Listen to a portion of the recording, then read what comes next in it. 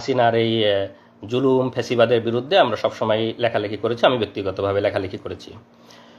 তো এই কারণে হয়তো অনেকেরই আমি চক্ষুশূল ছিলাম এবং হাসিনার যে গুম বাহিনী তাদের নজরে ছিলাম সেটা তো আমি অবশ্য বুঝতে পারি নাই। তো ভাইবা শেষ করে আমি যখন কোরিয়ায় ফেরার জন্য ব্যাক করি, সেটা ছিল 21 অক্টোবর 2018 সালে।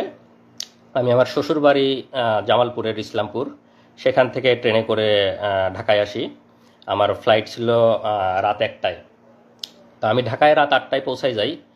তা আমার সাথে যেহেতু শর্ট ট্যুরে গেছি দেশে, আমার সাথে লাগেজ তেমন বেশি ছিল না, খুব ছোট লাগেজ।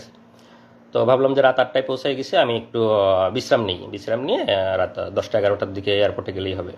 তো এয়ারপোর্টের পাশেই আমার একটা ছোট ভাইয়ের বাসা। তো তার ওখানে যাই, তার ওখানে গিয়ে রাতের খাবার খাই।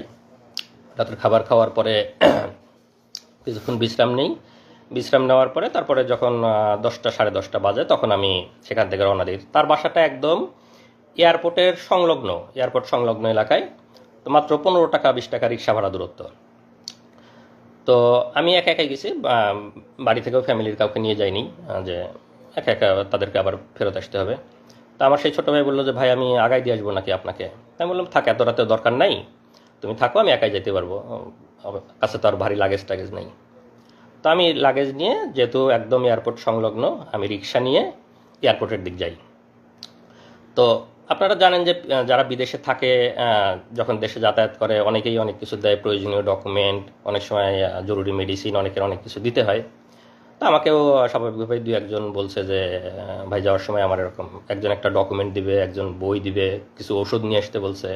তো তারা এয়ারপোর্টে ওয়েট করতেছে আমার জন্য, যে আমি গেলে ওখান থেকে দিয়ে দিবে। তো আমি সেই ছোটো ভাইয়ের বাসা থেকে বের হয়ে শুধু আমার ওয়াইফকে ফোন দিছি যে আমি খাওয়া দাওয়া করছি, তো রাত অনেক হয়ে গেছে, সে গ্রামে থাকে ইসলামপুরে। তো তোমরা আর রাত জাগো না, তোমরা ঘুমাই পড়ো, আমি পৌঁছাই তোমাকে ফোন দিব ইনশাল্লাহ। এই বলে আমি আমার বন্ধুর বাসা থেকে রিক্সা নিয়ে আসছি। যেহেতু বললাম যে আমার ছোট লাগেজ, বন্ধু আসতে চাইছে, ছোট ভাইটা যেটা ছোট ভাই বন্ধু, আমি তাকে বলছি যে এত রাতে আসার দরকার নেই, তোমার আবার কষ্ট করে ব্যাক আসতে হবে, আমি একা একাই আসছি। তা আসার পরে বিমানবন্দরের সামনের যে হাইওয়ে রাস্তা, রিক্সা যেহেতু আসছি, রিক্সা তো আর ভিতরে ঢুকবে না, এয়ারপোর্টের ভিতরে ঢুকবে না, বিমানবন্দরের সামনের যে রাস্তা ওখানে আমি রিক্সা আমাকে থামাই দিছে। তো আমি রিক্সাটাকে ভাড়া দিয়ে রাস্তার এই পাশে নামাই দিছে। আমি এখন রাস্তা ক্রস করে লাগেজ নিয়ে এয়ারপোর্ট এরিয়ার মধ্যে ঢুকবো। তো যখন জাস্ট ঢুকবো, রিক্সাটা থামায় ভাড়া দিয়ে আমি রাস্তা ক্রস করতে লাগছি। তো ওরা আগে থেকেই আমাকে মানে টার্গেট করেছিল, আগে থেকেই ওখানে এসে সবাই রেডি হয়েছিল।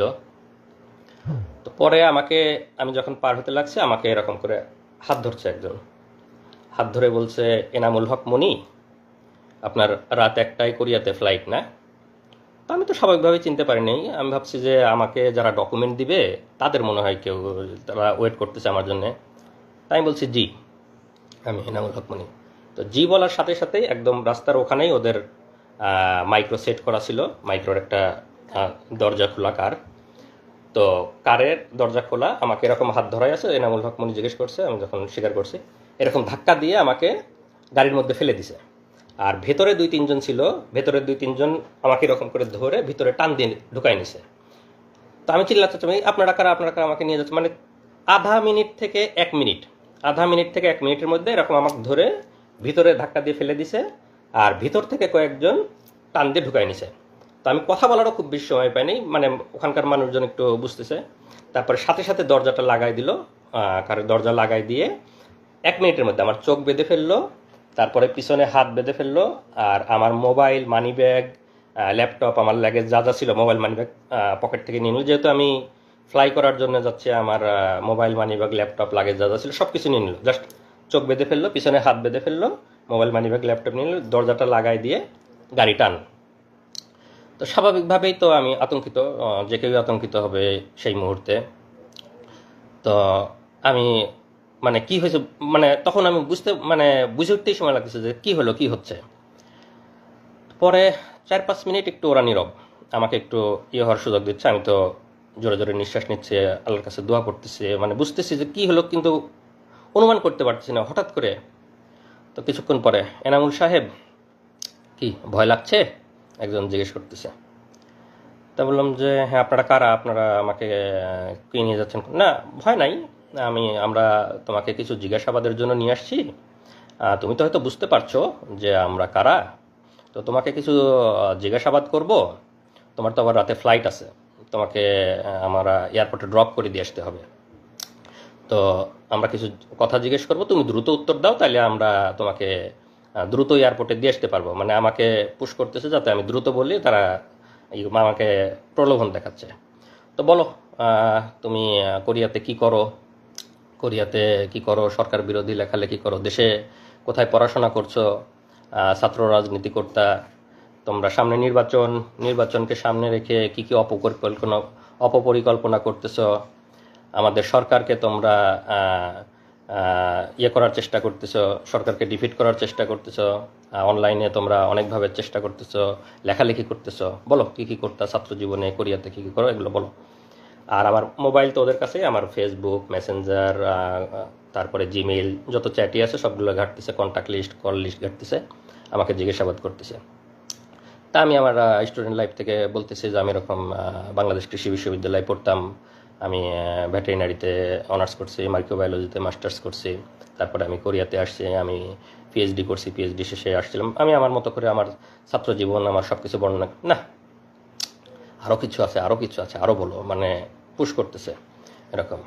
তো বারে বারে আমি আমার মতো করে বলার চেষ্টা করতেছি, না তুমি এভাবে বললে তো ইনফরমেশন আমরা পাচ্ছি না। তারপরে আরও আরও তারেক জিয়া বা বড় বড় জায়গায় কানেকশন, তারা আমাকে এরকম মনে করছে বড় বড় জায়গায় কানেকশন আছে আমার, ওরকম বলো, আরও কিছু বলো, তুমি এরকম হলে কিন্তু ফ্লাইট মিস হবে, আমাদেরকে আবার দিয়ে আসতে হবে। তারপরেও আমি আমার মতো বলতেছি, মাঝে মাঝে ভয় লাগতেছে, আবার একটু ইয়ে হয়ে যাচ্ছে। তো পরে বললো যে এই, ওরা একজন আবার আরেকজনকে ফোন দিচ্ছে, এই একটু এয়ারপোর্টে ফোন দাও তো, এনা একটা যাত্রীর একটু দেরি হবে, তো তাকে আমরা দিয়ে আসবো। আমাকে মানে চোখ বাঁধা অবস্থা আমি শুনতেছি আর কি। তো বলছে না, বলে আমরা এয়ারপোর্টে ফোন দিছি, তোমাকে আমরা দিয়ে আসবো, একটু দেরি হবে, তুমি বলো, তুমি আমাদেরকে বলতে থাকো। তো এইভাবে আমি বলতে বলতে, না ঠিক আছে, তোমার মনে হয় আজকে যাওয়া হবে না, চলো আমাদের সাথে চলো, আমরা তোমাকে কালকে দিয়ে আসবো, কালকে তোমাকে এয়ারপোর্টে দিয়ে আসবো। পরে আমাকে চোখ বাঁধা অবস্থায় ওদের প্রায় 1 ঘন্টা মতো ড্রাইভ করে নিয়ে গেল ওদের অফিসে। তো নিয়ে যাওয়ার পরে আমাকে হাত ধরে সিঁড়ি দিয়ে উপরে তুলতেছে, বলতেছে ভাই সিঁড়ি আস্তে আস্তে ওঠেন, আমাকে বোঝাচ্ছে আর কি। তা আমি সিঁড়ি আস্তে আস্তে, চোখ বাঁধা সব কিছু। তো মনে হয় 3 তলাতে নিয়ে গেল আমাকে, চোখ বাঁধা অবস্থায় 3 তলাতে নিয়ে গেল। ওখানে নিয়ে গিয়ে চেয়ারে বসালো। চেয়ারে বসানোর পরে আবার জিজ্ঞাসাবাদ আমার, একদম নিজের নাম, বাবার নাম, মাতার নাম, বাড়ির ঠিকানা, বিশ্ববিদ্যালয়, কোরিয়ার সব ঠিকানা, শ্বশুর বাড়ির ঠিকানা সব কিছু লিখে ওখানে আবার জিজ্ঞাসাবাদ। সামনে নির্বাচনকে সামনে রেখে অপপরিকল্পনা, অনলাইনে লেখালেখি, এগুলো অনেক কিছু নিয়ে জিজ্ঞাসাবাদ। আর ওই মোবাইল ফেসবুক এগুলো ঘাটাঘাটি করতেছে। আর যেটা করে ওখানে, তো এমনিতেই সবসময় মানসিক একটা ভয়ের মধ্যে যে কেউ, চোখ বাঁধা, আমি কোথায় জানি না, মানসিক একটা ভয়। আর কানের কাছে মাঝে মাঝে এসে বন্দুক লোড করার মতো ক্রাশ করে শব্দ করে, যাতে আরও ভয় পায়, আরও বলে। আবার লাঠির খটখট খটখট শব্দ করে ফ্লোরে, বা এই মারবে, এই ইয়ে করবে। এনামুল আমাদের কাছে কিন্তু ওই কানে কানে ইয়ে লাগায় রাখেছে, আমাদের কাছে কিন্তু বাটন আছে, টিপ দিলে ইলেকট্রিক শর্ট লাগবে, কানে ইয়ে লাগায় রাখে। এরকম একটা মানসিক ভীতিকর একটা অবস্থা, যে বন্দুক লোডের শব্দ করে, লাঠির শব্দ করে, আবার এরকম ইয়ে করে। তা আমি, আল্লাহর রহমত যে আমি, আমার কথাগুলা মোটামুটি স্পষ্ট বের হচ্ছিল। তা আমি ওদের সাথে স্বাভাবিকভাবে কথা বলতে পারতেছিলাম। বেশি মানে যে একদম কথা জড়ো হয়ে আটকে গেছে এরকম না, ওই রকম হলে ওরা টর্চার আরও বেশি করে মারে।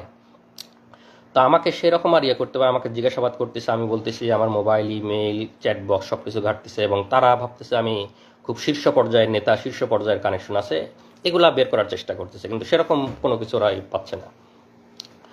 পরে সারা রাত ধরে জিজ্ঞাসা করার পরে আমাকে পরের দিন সকালে ওদের গুমের যে রুম, সেই গুমের রুমে নিয়ে রাখে। তো র্যাবের যে গুমে, আমি এখনও বলতেছি যে আমি এখনও তো র্যাব জানি না, আর একটু পরে বলবো, তারপর এই মুহূর্তে বলে রাখি র্যাব, কারণ আমার এখনও তো চোখ বাঁধা, আমি তো জানি না। তো গুমের রুমে যখন রাখলো, তো তখন ওখানে গিয়ে দেখি যে ওখানে আরও কয়েকজন বিভিন্ন জায়গা থেকে ওরা তুলে নিয়ে আসছে, গুম করে নিয়ে আসছে, তাদেরকেও রাখছে। তো আমাকে আর একজনের সাথে রাখলো, আমরা 2 জন এক রুমে। তো সাধারণত ওরা একজনকে এক রুমে রাখে, আমাকে আর একজনের সাথে রাখলো। তো আমরা দুইজন, সেই ছেলেটার বাড়ি কুমিল্লা, সে হয়তো কোনোদিন আসবে, এসে কথা বলবে আপনাদের সামনে। তো রাখার পরে আমাকে ওখানে সকালে নাস্তা দিল। তো নাস্তা তো স্বাভাবিকভাবেই খাওয়ার কোনো অবস্থা নাই। আমি আসি ওখানে মানে একদম হতভম্ব, কি হলো, আমি গতকালকে ফ্লাইট, আমি কোরিয়াতে যাব, আমার পিএইচডি এর শেষ থিসিস জমা দিতে হবে, এরকম সব চিন্তা করতেছি, একদম হতভম্ব। তো সেই ছেলেটার সাথে কথা বলতেছি, যে ছেলেটা আমার রুমে ছিল ঘুম, আর পাশের দুইটা রুমে আরও দুইজন একজন, মোট 5 জন আমরা একসাথে ঘুমছিলাম। তো এই অবস্থায় আমি খুবই তো চিন্তিত, আপনারা স্বাভাবিকভাবেই বুঝতে পারছেন আমার মানসিক অবস্থা। আমি আমার ফ্যামিলি, আমার বউ, আমার বাচ্চা তখন 2.5 বছর বয়স, সবাইকে নিয়ে চিন্তা করতেছি। তো আমার মানে আমি কোনোভাবে মানে চেষ্টা করতেছি যে আমার ফ্যামিলিকে যদি একটু জানাইতে পারতাম যে আমি অন্তত বেঁচে আছি, বা আমি তো স্বাভাবিক যে আমি যে গতকালকে কোরিয়াতে যাই নাই, আমার ফ্যামিলি কিভাবে চিন্তা করতেছে, কান্না করতেছে, সেটা তো আমি ওখান থেকে বুঝতে পারতেছি, কিন্তু আমি তো তাদের কাছে পৌঁছাইতে পারতেছি না, কোনোভাবে জানাইতে পারতেছি না। তো সামনে যারা গার্ড দেয়, তখন আমার যখন ঘুমের রুমে দিছে, রুমের মধ্যে রাখছে, তখন আমার চোখ খুলে দিছে। তো চোখ খুলে দেওয়ার পরে সামনে মানে রডের দরজা, আর সামনে আর একটা সলিড দরজা থাকে। তো রডের দরজা লাগাই দিলে সামনে যারা নিরাপত্তা কর্মী থাকে তাদের দেখা যায়, আর মানে সলিড দরজাটা লাগাই দিলে দেখা যায় না। তো ওরা রডের দরজাটা লাগাই রাখছে, সামনে যারা নিরাপত্তা রক্ষী যারা হাঁটতেছে তাদেরকে দেখা যাচ্ছে। তো আমি তাদেরকে বারে বারে বলতেছি, তারা বলছে ভাই কোথা থেকে আসছেন, এটা জিজ্ঞেস করে। আমি বললাম যে আমি এরকম কোরিয়াতে পিএইচডি করতাম, গতকালকে ফ্লাইট ছিল, আমাকে এয়ারপোর্ট থেকে তুলে নিয়ে আসছে এরকম। তারপরে আমার ওয়াইফের বর্ণনা, আমার ছোট ছেলের কথা শুনে ওরাও একটু মানে মন নরম হয়েছে, আরে আপনার একটা ছোট ছেলে আছে এরকম ইয়ে। তো ওরা একটু মানে ভদ্র এবং আমাদের প্রতি খুবই সহমর্মী। তারাই করে ভাই আল্লাহ আল্লাহ করেন, কোনো কিছু হবে না। মানে অফিসারগুলা মানে টপ লেভেলের, মানে হাসিনা বাইসে বাইসে সবগুলা অফিসার একদম সর্বোচ্চ লেভেলের শুয়োরগুলোকে বসাইছে, কিন্তু যারা লোয়ার লেভেলের তারা অনেক মানে সিম্প্যাথেটিক এবং অনেক সহমর্মী, তারা আমাদের বিষয়গুলো বোঝে, তারা অনেক সান্ত্বনা দিচ্ছে, ভাই আল্লাহ আল্লাহ করেন, ঠিক হয়ে যাবে ইনশাল্লাহ, কিছুই হবে না, এরকম বোঝানোর চেষ্টা। আমি ওদেরকে অনেক অনুরোধ করি, ভাই আমার ওয়াইফ ওদিকে কান্নাকাটি করতেছে, ভাই আমার ওরা মরে যাবে, আমি অনেক একটু ওদেরকে যদি জানাইতে পারতাম, ভাই আমার ওয়াইফ একটু জানান যে আমি অন্তত বেঁচে আছি, এইটুক জানান ভাই। অনেক কান্নাকাটি করতেছে, অনেক রিকোয়েস্ট করতেছে। তো কোনো না ভাই, আমার ওদের কাছে মোবাইল, ওদের ডিউটিরত অবস্থায় মোবাইল আনার অনুমতি নেই, ভাই আমাদের মোবাইল আনার কোনো অনুমতি নাই, আপনি এগুলো বলেন না। এরকম সকাল থেকে দুপুর পর্যন্ত চলে যাচ্ছে, তাও কোনো ইয়ে হয় না। আমি তো বারে বারে চেষ্টা করতেছি ওদেরকে রিকোয়েস্ট করে, মানে যেভাবেই হোক একটু ইয়ে করার। বারে আমার যে রুমমেট ছিল তাকে বলতেছি। পরে এক সময় একটা মানে যে গার্ড ছিল তার একটি হয়েছে, তো বলতেছে যে ভাই ঠিক আছে, আপনি কাজ করেন, আপনার নাম্বারটা আমাকে বলেন, আপনার ওয়াইফের নাম্বার, আমার তো এখন ডিউটি, আমি ডিউটি শেষ করে গিয়ে আপনার ওয়াইফকে বলার চেষ্টা করব। তো আপনি নাম্বারটা বলেন, আপনি কাউকে বলেন না, আমি আপনার ছোট ছেলে আছে, এটা শুনে আমার অনেক মায়া লাগছে, আমি আপনার ওয়াইফকে বলার চেষ্টা করি। তো আমি তাকে আমার ওয়াইফের নাম্বারটা বলি। তো সে একটু ওয়াইফের নাম্বারটা কোথাও লিখে নেয় যে আমি ডিউটি শেষ করে গিয়ে চেষ্টা করবো আপনার ওয়াইফকে। আমি অনেক অনেক কান্নাকাটি করছে, অনেক রিকোয়েস্ট করছে। তো এই পর্যায়ে আমাকে ওইখানে মানে ঘুমের যে রুম ওখানে রেখে দেয়, ওই অবস্থায় থাকি। আমাকে ওখানে 3 বেলা খাবার টাবার দেওয়া শুরু করে। তো ওরা খাবারটা স্বাভাবিক খাবার দেয়, ওদের যে অফিসার্স মেসে যে রান্নাগুলো হয় সেই রান্নাগুলা প্রতি বেলায় এসে আমাদেরকে খাবারগুলো দিয়ে যায়, স্বাভাবিক খাবার, ভালো খাবার, অফিসার্স মেসে যে রান্না হয় সেগুলোই দিয়ে যায়। তো সকাল দুপুর রাত ওভাবে খাবার দিতে থাকলো, আমাকে ঘুমের রুমে ওভাবে রেখে দিল। তো এই পর্যন্ত আমার অধ্যায়ের একটু বিরতি, এরপরে আমার আরও বর্ণনা শুরু হবে। তো এই অবস্থায় তো আমার ওয়াইফরা ওদিকে কান্নাকাটি করতেছে, ওরা ওদিকে আমাকে খোঁজাখুঁজি করতেছে, ওদের কি অবস্থা আমার ওয়াইফের কাছে আপনারা এই পর্যায়ে একটু শুনুন, তারপরে আবার আমি বলবো। আসো। আসসালামু আলাইকুম, আমি নাজনীন সুলতানা নিপা, এনামুল হক মনির ওয়াইফ। আসলে সেই দিনগুলো তো ভোলার মতো না। এখন হয়তো বর্ণনা করতে পারবো, কিন্তু সেই সময়টা কোনোভাবেই বোঝাতে পারবো না আপনাদেরকে। তো আমার হাজব্যান্ডের সাথে আমার লাস্ট কথা হলো 9:30টার দিকে, 9:23 আমার সাথে লাস্ট কথা হয়েছে। ও আমাকে বলছে যে ঘুমিয়ে পড়ো, আমি এয়ারপোর্টে কাজ শেষ করে তোমাকে কল দিব। তারপর আমি বাবুকে নিয়ে ঘুমিয়ে পড়লাম। রাত যখন 12টা বাজে আমার হুট করে ঘুম ভেঙে গেল। আসলে কেউ জার্নি করলে, পরিবারের কেউ জার্নি করলে তো ওরকম গভীর ঘুম হয় না। তো 12:30টার সময় আমার ঘুম ভেঙে গেল। আমি তখন মোবাইলটা নিয়ে তাকে কল দিলাম। তো তার মোবাইলে রিং হচ্ছে কিন্তু কল রিসিভ করছে না। আবার আমি মেসেজ দিয়েছি যে ফ্রি হলে আমাকে কল দিও, তখন 12টা বাজে, তার ফ্লাইট ছিল 1টা 5-এ। তো আমি যখন মেসেজ দিচ্ছি, মেসেজ সিন হচ্ছে, কল রিং হচ্ছে কিন্তু কলও ধরছে না, মেসেজে রিপ্লাইও দিচ্ছে না। তখন আমার মানে কাছে খুব ইয়ে লাগলো যে মনে হয় ব্যস্ত আছে, হয়তো এয়ারপোর্টের কোনো ঝামেলা বা বিজি আছে এরকম। আমি অপেক্ষা করছি তারপর ওখান থেকে মেসেজ বা কল আসবে, কিন্তু আসছে না। তো যখন রাত 1টা পার হয়ে যাচ্ছে তখন আমার ভিতরে মানে কি ব্যাপার, কেন এরকম হচ্ছে, ও তো আমাকে জানানোর কথা। তো তখন আমার মনে হলো যে হয়তো মোবাইল হারিয়ে ফেলছে বা মোবাইল বা ল্যাপটপ হারিয়ে ফেলছে। কিন্তু আমার মানে বারবার খালি একা একা, আমি কিন্তু রাতে আমার বাবুর সাথে একা ঘুমিয়েছি, আমার বাবা মা অন্য রুমে, তাই মধ্যরাতে তো আমি কাউকে কিছু বলতে পারছি না। তখন আমি মানে খালি বারবার আল্লাহ আল্লাহ করছি যে আল্লাহ কি হলো, যদি মোবাইল হারিয়ে যায় তাহলে তো এয়ারপোর্ট থেকে অন্য কারো ফোন থেকে আমাকে একবার জানাবে সে, এটা আমি শিওর যে সে আমাকে জানাবে, কারণ আমি টেনশন করব। কিন্তু না, আমি অপেক্ষা করছি, রাত 1টা 2টা বেজে যাচ্ছে, কোনো মেসেজ নেই, কল নেই। রাত 1টার পরেও যখন তার ফ্লাইট ছিল, ফ্লাই করার সময়, তারপরেও আমি মেসেজ দিচ্ছি কিন্তু মেসেজ সিন হচ্ছে, রিপ্লাই দিচ্ছে না। হ্যাঁ, তো আমার কাছে মানে তখন থেকেই আমার মানে খুব অস্থির লাগতেছে যে কিছু একটা হয়েছে, আমি শিওর। হয়তো মোবাইল হারাইছে বা কিডন্যাপ কিছু একটা হয়েছে। আমাদের বাংলাদেশে তো এসব মানে খুব কমন। তারপরে সারা রাত কেটে গেল ওইভাবে। আমি ফজরের নামাজ পড়ে যে ভাইয়ের বাসায় গিয়েছিল, ছোট ভাইয়ের বাসায়, তাকে কল দিলাম, দিয়ে বললাম যে ভাইয়া আমি তো ওর সাথে যোগাযোগ করতে পারছি না, আপনার সাথে মানে লাস্ট কি কি কথা হয়েছে বা আপনি কি যোগাযোগ করেছিলেন তার সাথে? তখন সেই ভাই বলল যে না আপু, আমি তো ভাইকে রিকশায় উঠাই দিছি, আমি তার সাথে যেতে চাইছিলাম কিন্তু ভাই আমাকে না করলো। তো আমিও রাত্রিবেলা ফোন দিছি কয়েকবার কিন্তু কথা হয় নাই। তারপরে তার কাছ থেকে শুনে আমার আরও ভয় লাগা শুরু হয়ে গেল।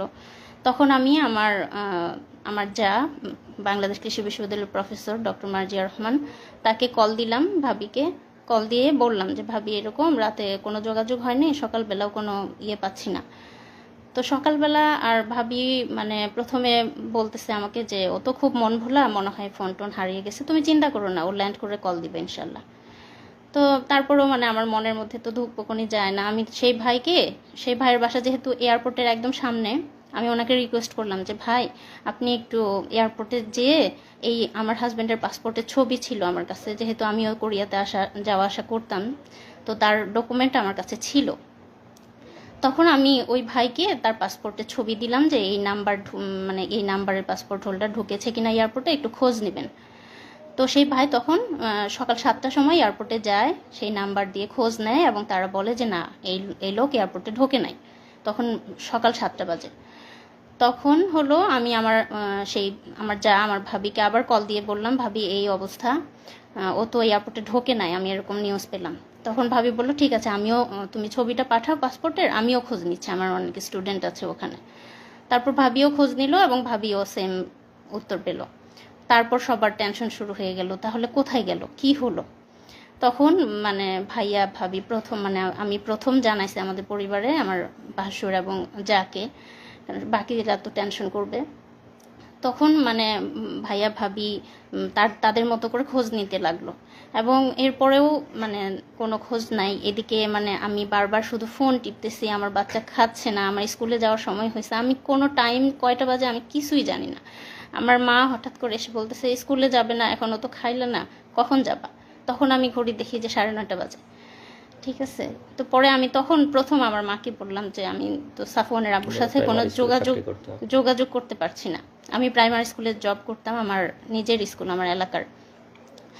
তো তখন আমার আম্মা শুনে তো মানে তখনই চিৎকার করে একদম কান্নাকাটি শুরু করে দিছে এবং আস্তে আস্তে আমার অন্যান্য ভাসুর, আমার ভাইয়েরা যারা ঢাকায় থাকে, আমার কাজিনরা এবং আমার হাজবেন্ডের যে ফ্রেন্ডগুলোর সাথে আমার মানে যোগাযোগ করা, কি 2-1 জনের সাথে যোগাযোগ করলাম, সবাইকে তখন জানালাম যে তাকে খুঁজে পাওয়া যাচ্ছে না, তার সাথে কোনো যোগাযোগ হচ্ছে না। এবং কোরিয়াতে যারা যে ইউনিভার্সিটিতে উনি পিএইচডি করেছেন তাদেরকেও জানালাম। তখন তারাও এদিকে খোঁজ নিল। আমার হাজবেন্ডের কোরিয়াতে ল্যান্ড করার কথা ছিল সকাল 11টায়, মানে কোরিয়ান টাইম 11টায়, বাংলাদেশ টাইম হচ্ছে সকাল 8টায়। তো আমি যখন সকাল 8টা পার হয়ে গেল, তো সে ল্যান্ড করে নাই, এই খোঁজ পেলাম। এদিক কোরিয়া থেকেও মানে এয়ারপোর্টে খোঁজ নিচ্ছে তারা যে এরকম পাসপোর্ট হোল্ডার কেউ ল্যান্ড করছে কিনা। না, তারাও মানে নেগেটিভ অ্যান্সার পারলো, এবং তারপর থেকে আমরা পুরোপুরি ধরে নিলাম সে মিসিং হয়েছে, কোনোভাবে কিডন্যাপ অথবা মলম পার্টি এই টাইপের কিছু একটা হবে। আমরা কখনোই কল্পনা করি নাই যে এটা রাজনৈতিক কিছু বা মামলা মোকদ্দমা মানে এই টাইপের কিছু হবে, গুম টাইপের, আমরা কখনোই ভাবিনি। তারপরে হ্যাঁ, সকাল তো পার হয়ে দুপুর হয়ে গেল। আমার ভাসুর ময়মনসিংহ থেকে, আমার ভাসুর প্রফেসর মাহমুদুল আলম, তিনি হচ্ছে ঢাকায় গেলেন। আমার কাজিনরা, তার ফ্রেন্ডরা সবাই যে যার মতো করে হসপিটালে, থানা, রেলওয়ে স্টেশনে, যেখানে যেখানে খোঁজা দরকার, এয়ারপোর্টের সামনে প্রত্যেকটা দোকানে দোকানে জিজ্ঞেস করেছে, ছবি দেখিয়ে জিজ্ঞেস করেছে যে এনাকে দেখছে কিনা। মানে তখন আমাদের অবস্থা এমন যে কোনো একটা অ্যাক্সিডেন্ট হয়েছে বা কিডন্যাপ কিছু একটা হয়েছে, এরকম কোনো ধরনের ক্লু, কোনো মেসেজ, কোনো কল কিছুই পাইনি আমরা। তারপর সারাটা দিন এভাবে চলে গেল, এবং বারবার টিভিতে নিউজ মানে দেখতেছি যে কোনো অজ্ঞাত লাশের খবর আসতেছে কিনা, এই টাইপের মনের মধ্যে কত চিন্তা আসতেছে বলার মতো না। তারপরে যাই হোক সারা দিন চলে গেল, কোনো খোঁজ পেলাম না।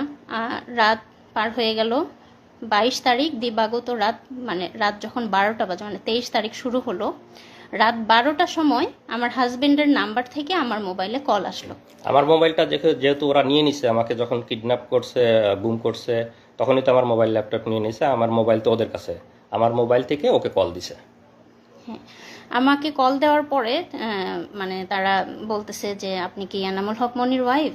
আমি বললাম যে হ্যাঁ, আমরা তো তাকে খুঁজে পাচ্ছি না, এই নাম্বার আপনি কোথায় পেলেন, এই ফোন কোথায় পেলেন? তখন সেই পুলিশ, মানে আমরা তো জানতাম না পুলিশ, মানে ওপর পাশ থেকে আমাকে বলছে যে বুঝতেই তো পারছেন আমরা, মানে ও আমাদের কাছে আছে, আমরা হচ্ছে মানে ওকে কিডন্যাপ করেছি, তো আমি যেভাবে যেভাবে বলবো আপনি সেভাবে কাজ করেন, তাহলে আমরা ওকে ভালো মানে ছেড়ে দিব, তার কোনো ক্ষতি হবে না, কিছু হবে না। আমি আর জাস্ট আপনাদের একটু কল রেকর্ডটা শুনে, আমি সেই সময় মানে সে ওই সময় মনে করছে যে কিডন্যাপার, তো কিডন্যাপার যেহেতু, তাহলে তো কিডন্যাপারের কথা পুলিশকে বলতে হবে, তো পুলিশকে বলার জন্য ও ওই সময় কলটা রেকর্ড করছে, যে পরে পুলিশের কাছে যা সকালে বলবে যে আমার হাজবেন্ডকে কিডন্যাপাররা কিডন্যাপ করছে, এই যে আপনাদের কল রেকর্ড, সেই হিসাবে কল রেকর্ড করছে। তো সেই কথাটা কি ছিল আপনারা শোনেন, ওর কল রেকর্ডটা আছে, কল রেকর্ডটা আমরা এখন লাইভের এখানেই প্লে করে দিচ্ছি। ঢাকায় না, আমি জামালপুর। আচ্ছা, জামালপুর থাকেন, সমস্যা নাই। জি। তো এখন এনামুলকে আমরা ছাড়ার ব্যাপারে ফোন করছি, ঠিক আছে? ঘটনা কি সেটা এখন জানার দরকার নাই। ঘটনা এনামুল বাসায় গেলে, বাড়িতে গেলে তারপরে বলবে। আচ্ছা, এখন কিছু বলতে পারবো না আমরা, ঠিক আছে? ও ভালো আছে তো ভাইয়া? ভালো না থাকলে কি আমরা যোগাযোগ করতাম? জি জি জি, হ্যাঁ ঠিক আছে। আমি একটু কথা বলতে চাই ভাইয়া, একটু খালি খালি মোর মুখটা খালি শুন ভাইয়া, আমি মরে যাচ্ছি একদম, একটু কথা বলতে দিবেন ভাই? আপনি কি যোগাযোগ করছি দেখে কি এত যোগাযোগ না করলে ভালো হতো মনে হয় না? আচ্ছা আচ্ছা, না ঠিক আছে, আপনি যা বলবেন তাই শুনবো, আপনি বলেন। সুস্থভাবে কথা বলেন, আপনাকে বলছি না শক্ত হয়ে কথা বলেন, কোনো উচ্ছৃঙ্খলার কোনো কিছু দরকার নাই। জি আচ্ছা ঠিক আছে ভাইয়া। এখন কথা হচ্ছে, আপনি আপনার ভাই ব্রাদার, ওনার ভাই ব্রাদার কাউকে কিছু বলতে পারবেন না, যেহেতু আপনি কথা বলছেন। হ্যাঁ। আমরা সবার সাথে কথা বলতে পারবো না, কথা একজনের সাথে বলবো। জি। আর আপনি কাউকে কিছু বলার দরকার নাই যদি এনামুলকে পাওয়ার ইচ্ছা থাকে। আচ্ছা, বলবো না আমি কাউকে। কারণ কে কোন দিক দিয়ে কি সমস্যা করে সেটা বলা যায় না, ঠিক আচ্ছা, আছে? জি বলবো না ভাইয়া। এখন আপনাদের দরকার এনামুলকে সুস্থভাবে পাওয়ার, আমরা বুঝি এটা। জি। তো সুস্থভাবে পাইতে হলে আমরা যেভাবে বলবো সেভাবে করতে হবে। আচ্ছা বলেন। তো আমাদের 1.5 লক্ষ টাকা দিতে হবে। 1.5 লক্ষ টাকা কখন দেবো ভাইয়া? এখন দিবেন? এখন? এত রাতে ব্যাংকে তো টাকা হ্যাঁ। ভাইয়া। আচ্ছা, আমি টাকার ব্যবস্থা করব। হ্যাঁ, আমি আপনার টাকা ব্যাংকে? জি ব্যাংকে। আমি তো কেন, কোন দোকানদার পরিচিত নাই? এই যে মোবাইলের অ্যাকাউন্টের দোকানদার আছে, জি ওই জন্য কেউ পরিচিত নাই? খোঁজ নিলে পরিচিত মানে হয়তো পাবো, কিন্তু আমি তো মেয়ে মানুষ, এটা তো আমার মানে একজনকে হলেও জানাতে হবে ভাই। না, আপনাকে কেউ যদি বিদেশ থেকে টাকা পয়সা পাঠায় তো কিভাবে তোলেন? মোবাইল অ্যাকাউন্টে তোলেন না? বিদেশ থেকে তো পাঠায় না, আমার হাজবেন্ড তো মানে আমি তো প্রাইমারি স্কুলে চাকরি করি, আমার টাকা দিয়ে আমি চলি, বুঝছেন? তো টাকা পাঠায় না। তারপরে তো এটা এখন তো আর আগের মতো দুনিয়াদারি নাই, ঠিক আছে? জি, আমি যেভাবে হোক পাঠাই দিব ভাই, এখনই আজকেই পাঠাই দিব ইনশাল্লাহ। আপনি দেখেন, চেষ্টা করেন, যদি পাঠাতে পারেন আমরা রাতের মধ্যে ছেড়ে দিব। আচ্ছা, আর যদি কথা হলো আপনার যত দেরি হবে আমাদেরও দেরি হবে।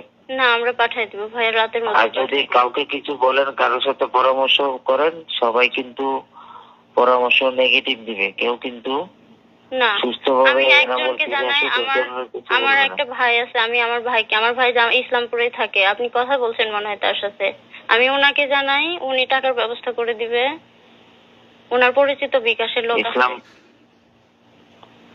ইসলামপুরে কে থাকে? আমার বড় বোনের জামাই, আমার দুলা ভাই। ওনাকে বলেন না হয় আমার রবি নাম্বারে ফোন করতে, আচ্ছা অথবা আপনি ওনার সাথে কথা বলে আমাকে ফোন করেন। রবি নাম্বারে করেন, ওর মোবাইল এখন বন্ধ করে দিব। আচ্ছা, ঠিক ওর আছে। মোবাইল সময় একেবারে ওকে গাড়িতে তোলার পরে ওকে মোবাইল দেওয়া হবে। আচ্ছা ভাইয়া, আমরা টাকা পাঠিয়ে দেবো, কোনো সমস্যা নাই। হ্যাঁ, টাকা পাঠিয়ে আরে ভাই, আমরা যেটা চাইতেছি সেটা দিলে আর আপনাদের সাথে কোনো বেইমানি কেন করবো? কোনো জি দরকার জি আছে? জি জি ভাইয়া, আমি পাঠিয়ে দেবো টাকা, রাতেই পাঠাবো। ঠিক আছে, জি রাখেন। আপনি আপনার লোককে বলেন বা আপনি কথা বলেন, ওই রবি নাম্বার ফোন দেন, আপনি আপনার লোকের সাথে কথা বলেন। আচ্ছা আচ্ছা, ঠিক আছে। ঠিক আছে, আচ্ছা, রাখেন। আল্লাহ গো। তাড়াতাড়ি বলো। তা আমি তো ঘুমের রুমেই আছি এখনো, ওদের সাথে এখনো এগুলা হচ্ছে। তারপরে বলো। তারপর আমি বললাম যে আমাকে বললো যত দ্রুত আমি টাকা পাঠাবো তত তাড়াতাড়ি তাকে ছেড়ে দিবে, এবং গাড়ি রেডি আছে, জাস্ট টাকাটা পেলে তাকে ছেড়ে দিবে। আমি সকাল মানে 6টার সময় ওনারা আমাকে 4-5টা নাম্বার, ডাচ বাংলা বিকাশ মিলিয়ে প্রায় 4-5টা নাম্বার দিল। সবগুলোতে আমি হচ্ছে সকাল 6টা থেকে 9টা এর মধ্যেই আমি 1 লক্ষ টাকা পাঠাই। ঠিক আছে, যেহেতু শুক্রবার ছিল আর আমি অনেক রিকোয়েস্ট করছিলাম যে আমাদের কাছে এত বেশি টাকা নাই, আপাতত 1 লাখ, মানে আর শুক্রবার তো বিকাশ থেকে বেশি পাঠাতে পারছি না। এখানে আমি একটু অ্যাড করে দেই। ওরা যখন আমাকে জিজ্ঞাসাবাদ করতেছিল তখন আমার ফিনান্সিয়াল অবস্থা বোঝার চেষ্টা করতেছিল, মানে এটা ওদের গুম, কিডন্যাপ, ক্রসফায়ার, র্যাবের বিজনেস, র্যাব ডিবির বিজনেস। ওরা গুম করে নিয়ে গিয়ে ফিনান্সিয়াল অবস্থা বুঝে, আর্থিক অবস্থা বুঝে, মানে ক্রসফায়ার দিবে না বা মেরে ফেলবে না, এই বিনিময়ে ফ্যামিলির অবস্থা বুঝে যার কাছে যত পারে মানে টাকা পয়সা মানে বিজনেস করে নেয়। তো আমাকে যখন জিজ্ঞাসাবাদ করছে আমি বলছি যে আমি তো পিএইচডি স্টুডেন্ট, কোরিয়াতে থাকি, আমি কিছু টাকা স্কলারশিপ পাই, আমি কয়দিন আগেই দেশে আসছি, আমার তো ফ্লাইটে অনেক টাকা খরচ হয়ে গেছে, আমার তেমন কোনো টাকা নাই, আমার বাবা রিটায়ার্ড সরকারি চাকরিজীবী, মানে বাবারও তেমন কোনো, মানে সব কিছু মিলায়ে বুঝছে যে আমার কাছে খুব বেশি টাকা নাই, মানে আমি যেহেতু স্টুডেন্ট, পিএইচডি করি, খুব বেশি সেভিংস নাই, আমার আব্বা রিটায়ার্ড, আমার শ্বশুর হলো বড় গৃহস্থ, তো সব কিছু মিলায় ওরা সেই পরিমাণই ওদের কাছে ডিমান্ড করছে। তারপর আমি সকাল 9টার মধ্যে টাকা পাঠালাম, তারা টাকা পেয়ে আমাকে কনফার্ম করলো যে হ্যাঁ টাকা পেয়েছি, আপনার ছোট ছেলে আছে শুনেছি, তারপর হচ্ছে আমরা ওকে কিছুক্ষণ পরেই ছেড়ে দিব, আপনারা গাড়ি নিয়ে রেডি থাকেন, কিছুক্ষণ পর মোবাইলটা দিয়ে ওকে ছেড়ে দিব। তারপর হলো আমার ভাসুরা ঢাকায় ছিল তখন, আমি তাদেরকে জানালাম যে এরকম এরকম কথা হয়েছে, ওনারা ছেড়ে দিবে, আপনারা গাড়ি নিয়ে রেডি থাকেন। তারা একদম রেডি গাড়ি নিয়ে। হ্যাঁ, এবং আমি মোবাইলটা নিয়ে বসে আছি যে তার একটা কল আসবে, এসে বলবে যে এনামুল এখানে আছে, আমরা তাকে ছেড়ে দিলাম, বা ও আমাকে কল দিয়ে বলবে যে আমি বের হয়েছি, এরকম। আমি ফোন নিয়ে বসে আছি, গ্রামে সবাই আমাকে ঘিরে ধরে বসে আছে, কিন্তু কল আর আসে না। সবাই মানে ওয়েট করছি আমরা, এদিকে আমার ভাসুররা ওয়েট করছে, কোনো কল আসে না। একদম 9টা, 10টা, 11টা বেজে গেল, কোনো কল আসলো না। তখন আমরা বুঝে গেলাম যে এটা মানে আমাদের সাথে ধোঁকা দিয়েছে। তারপর যে নাম্বারগুলোতে টাকা পাঠালাম সবগুলো নাম্বার বন্ধ, যে নাম্বারে কথা বলেছি ফোনে সেটাও বন্ধ, এবং আমরা সেই নাম্বারগুলো ট্র্যাক করার চেষ্টা করেছি। নাম্বারের কোনো মানে ঠিকানা বা আইডি কার্ড যে রেজিস্ট্রেশন করা হয়েছে যে নাম দিয়ে, সেগুলো আমরা খোঁজার চেষ্টা করেছি, সেই কোনো নাম্বারে কোনো রেজিস্ট্রেশন ছিল না সেই সিমগুলোতে। তো তারপর যাই হোক দুপুর পর্যন্ত এরকম হলো। তখন পর্যন্ত আমরা তো মানে কিডন্যাপার হিসেবেই চিন্তা করেছিলাম। যখন দুপুরে টাকা পয়সা নেওয়ার পরেও ছেড়ে দিল না বা কোনো খোঁজ পেলাম না, তখন আমাদেরকে আমাদের অনেক শুভাকাঙ্ক্ষী, আমার হাজব্যান্ডের ফ্রেন্ড এবং তার ছোট ভাই বড় ভাই সবাই মিলে আমাকে ফোন করে বলতেছে যে আপু এটা ইয়ে না, এটা হচ্ছে কিডন্যাপ না, ভাইয়াকে সম্ভবত গুম করা হয়েছে আমরা ধারণা করতেছি, এবং ইলেকশনের আগে এগুলো খুব বেশি করা হচ্ছে। আর হচ্ছে এই মুহূর্তে আমাদের যত বেশি মানে ভাইরাল বা মিডিয়াতে প্রচার করব তত বেশি মানে ভাইয়ের জন্য ভালো, না হলে খারাপ কিছু হয়ে যেতে পারে। তো তখন আমি ফ্যামিলির সাথে কথা বলে তাদেরকে অনুমতি দিলাম, এবং সেই মুহূর্তে কোরিয়া, বাংলাদেশ এবং TV channel, news paper, daily star, প্রথম আলো সব জায়গায়, ফেসবুক সব জায়গায় ভাইরাল হয়ে গেল। আমরা প্রচার করলাম যে তাকে পাওয়া যাচ্ছে না এয়ারপোর্টের সামনে থেকে, মানে এয়ারপোর্টে যাওয়ার পর থেকে তাকে আমরা আর খুঁজে পাচ্ছি না, এরকম নিউজ হলো একদম, মানে কোরিয়া, বাংলাদেশ সব জায়গায় একদম ভাইরাল হয়ে গেল। তারপর হচ্ছে তারপরটা উনি বলবেন। হ্যাঁ, সে সময় আসলে অনেক পত্রিকা, টিভি মিডিয়া, যেহেতু আমি বিশ্ববিদ্যালয়ে পড়তাম, আমার বন্ধু, বড় ভাই, ছোট ভাই অনেকে সাংবাদিক ছিল, কোরিয়াতে অনেক সাংবাদিক বন্ধু ছিল। তো সবাই মানে যার যার অবস্থান থেকে চেষ্টা করে, সবাই নিউজ করে, অনেকটা ভাইরাল মতো হয়ে যায় সেই 2018 সালে, যাদের মনে আছে। তো এখানে একটা জাস্ট নিউজ আমার, যে এখানে ইংলিশ একটা নিউজ পেপার, যে পিএইচডি স্টুডেন্ট গোজ মিসিং, প্রথম আলো সহ অনেক জায়গায় আসে যে কোরিয়াতে ফেরার পথে পিএইচডি স্টুডেন্ট অপহরণ হয়ে গেছে। তো নিউজগুলো অনেকটা ভাইরাল মতো হয়ে যায়। তা আমি তো ওখান থেকে বুঝতেছি না, আমি যেহেতু গুমের রুমে আছি, আমি তো বুঝতেছি না আমাকে নিয়ে এত কিছু হচ্ছে। আমি বুঝতেছি সবাই খোঁজাখুঁজি করতেছে, কিন্তু এত নিউজ হয়েছে এটা তো আর আমার ধারণা নাই। তো ওখানে একবার একা কারারক্ষী, মানে যে গার্ড থাকে, সে একবার এসে জিজ্ঞেস করতেছে আপনি কি পিএইচডি স্টুডেন্ট নাকি, মানে ডিউটি চেঞ্জ হয়েছে অন্য একজন। তাই বললাম যে হ্যাঁ। আচ্ছা, আপনাকে নিয়ে অনেক লেখালেখি হচ্ছে, আপনার বন্ধু টন্ধু আছে নাকি সাংবাদিক? তোমাকে হ্যাঁ, তো বিশ্ববিদ্যালয়ে পড়ছে, অনেক সাংবাদিক বন্ধু আছে। তা একটু খালি মানে বুঝতে পারলাম যে মনে হয় আমাকে নিয়ে অনেক লেখালেখি হচ্ছে। এরপরে আসল মানে যে এতক্ষণ তো বললাম যে আমাকে উপরে একটা রুমে রাখছিল, যেখানে আমরা 2 জন ছিলাম এক রুমে, এবং সর্বমোট 5 জন ছিলাম পাশাপাশি রুমে। এরপরে আমাকে যে আয়নাঘর আমরা যেটা আসলে বুঝি যে গুমের যে স্পেশাল রুম, সেই স্পেশাল রুমে আমাকে নিয়ে যায়, রাখে, চোখ বেঁধে নিয়ে যায়। তো সেটা হলো যে মানে আমাকে চোখ বেঁধে যখন নিয়ে যায়, আমি এটা আগে একটু বলে নেই, যদিও এই স্টেজে তো আমি দেখতে পাচ্ছি র্যাবের কোন জায়গায় সেটা তো আমি জানি না, পরবর্তীতে জানছি। আমি এই স্টেজেই আপনাদেরকে একটু বলে দিচ্ছি। সেটা হলো যে আমাকে যেখানে রাখছিল সেটা হলো র্যাব 2 বসিলা মোহাম্মদপুর ক্যাম্প। আমি আবার বলতেছি, র্যাব 2 বসিলা মোহাম্মদপুর, ঢাকা, এখানে আমাকে রাখছিল।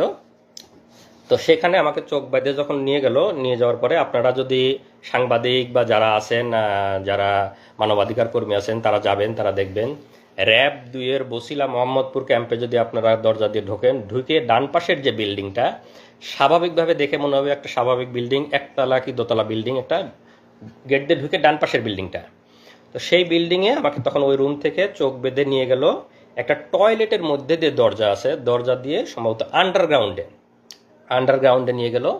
সেখানে একদম সিঙ্গেল গুমের রুম করা আছে, এখানে বিভিন্ন যাদেরকে গুম করে নিয়ে আসে সেখানে রাখা, আমাকে সেই একটা রুমে রাখলো। তো সেই রুমটার বর্ণনা এরকম যে, আমরা যদি বাংলাদেশের একটা টয়লেট মতো চিন্তা করি, লো কমোড টয়লেট যেগুলো আমরা স্বাভাবিকভাবে ইউজ করতে পারি, হাই কমোড টয়লেট না। তো ওই রুমের মধ্যে একটা ছোট্ট টয়লেট আছে, একটা ট্যাপ, একটা বদনা। তার মানে আপনার টয়লেট বা প্রস্রাব করার জন্য বাইরে যেতে হচ্ছে না, ওখানে টয়লেট করা যাবে। আর বাকি যে ফাঁকা জায়গাটুকু আছে, মানে একটা টয়লেটের বড় একটা টয়লেটের জায়গার মতো বাকি যে ফাঁকা জায়গাটুকু আছে, সেই জায়গায় একটা স্বাভাবিক মানুষ টান হয়ে শুয়ে থাকতে পারবে না। আমি হাইটে অত বেশি লম্বা না, তারপরে আমাকেও পা একটু ঘুচায় এভাবে শুয়ে থাকতে হতো, এরকম এতটুকু জায়গা। আর সামনে যে দরজাটা একদম সলিড, এই দরজাটার মানে রডের শিক নাই, দরজাটা একদম সলিড, দরজার মানে হেড বরাবর একটা গোল ছিদ্র করা। তো সামনে যারা মানে গার্ড থাকে, তো কাউকে বলার দরকার হলে ওই ছিদ্রর ওইটা সরায় ওদেরকে ডাক দিলে তখন ওরা কোনো কথা বলা বা কোনো জরুরি কিছু দরকার হলে ওরা, বা খাবার দেওয়ার দরকার হলেও ওদিক দিয়ে এসে কথা বলে তারপরে খাবার দেয়। তো ওইটা হলো একদম স্পেশাল রুম গুমের, যে একদম মানে আমরা ভাষায় বর্ণনা দেওয়া, আপনারা আয়নাঘরের অনেক ছবি হয়তো আহ, আহ, ইয়েতে নেত্র নিউজে বা বিভিন্ন জায়গায় দেখছেন, আগামীতে আরও আসবে, আপনারা হয়তো ভিডিও দেখতে পারবেন, সাংবাদিক মানবাধিকার কর্মীরা যাবেন, সেগুলো ভিডিও করে নিয়ে আসবেন। তো একদম যেটা বর্ণনা দিলাম, একটা ছোট টয়লেট এবং বাকি যে ফাঁকা জায়গাটুক থাকে, কষ্টে মষ্টে পা ভাঁজ করে একজন মানুষ শুয়ে থাকতে পারে। তা আমাকে ওখানে রাখলো, রাখার পরে একা একা ওই রুমগুলো হলো সিঙ্গেল ইউনিট, একা একা একা রাখলো। তো স্বাভাবিকভাবে ওখানে তো সবসময় মৃত্যু আতঙ্ক, মানে কখন মেরে ফেলবে, কখনই মানে সবসময় কল্পনা যে মেরে কোথায় লাশ ফেলে দেবে, কেউ টের পাবে। বাংলাদেশে যা হয়, মানে লাশ ভাসতেছে, গুম হয়ে যাচ্ছে, নিখোঁজ হচ্ছে, কে কোথায় মারা যাচ্ছে, কার কোথায়, সেগুলো সবসময় চিন্তা হচ্ছে। তো পরের দিন রাতের বেলা আমাকে আবার ওই গুমের ওই যে সিঙ্গেল রুম, আয়নাঘরের যে সিঙ্গেল রুম, সেই রুম থেকে নিয়ে আবার অফিসারদের রুমে নিয়ে যায়। অফিসারদের রুমে যখন যাবে সবসময় চোখ বাঁধা, গুমের রুমে থাকা অবস্থায় চোখ খোলা রাখে। অফিসারদের রুমে যাওয়ার সময় সবসময় চোখ বাঁধা, কারণ কে জিজ্ঞাসাবাদ করতেছে, কে অফিসার, কে কি, কোনো কিছু বোঝার সুযোগ নাই।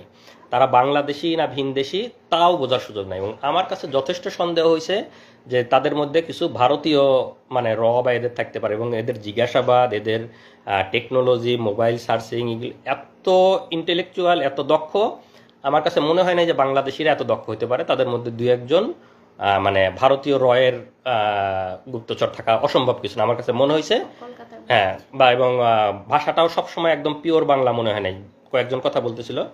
যাই হোক, যেটা বললাম যে মানে অফিসারদেরকে আমরা যেহেতু দেখতে পাচ্ছি না, তাদের বর্ণনা দেওয়ার তো সুযোগ নেই এই স্টেজে।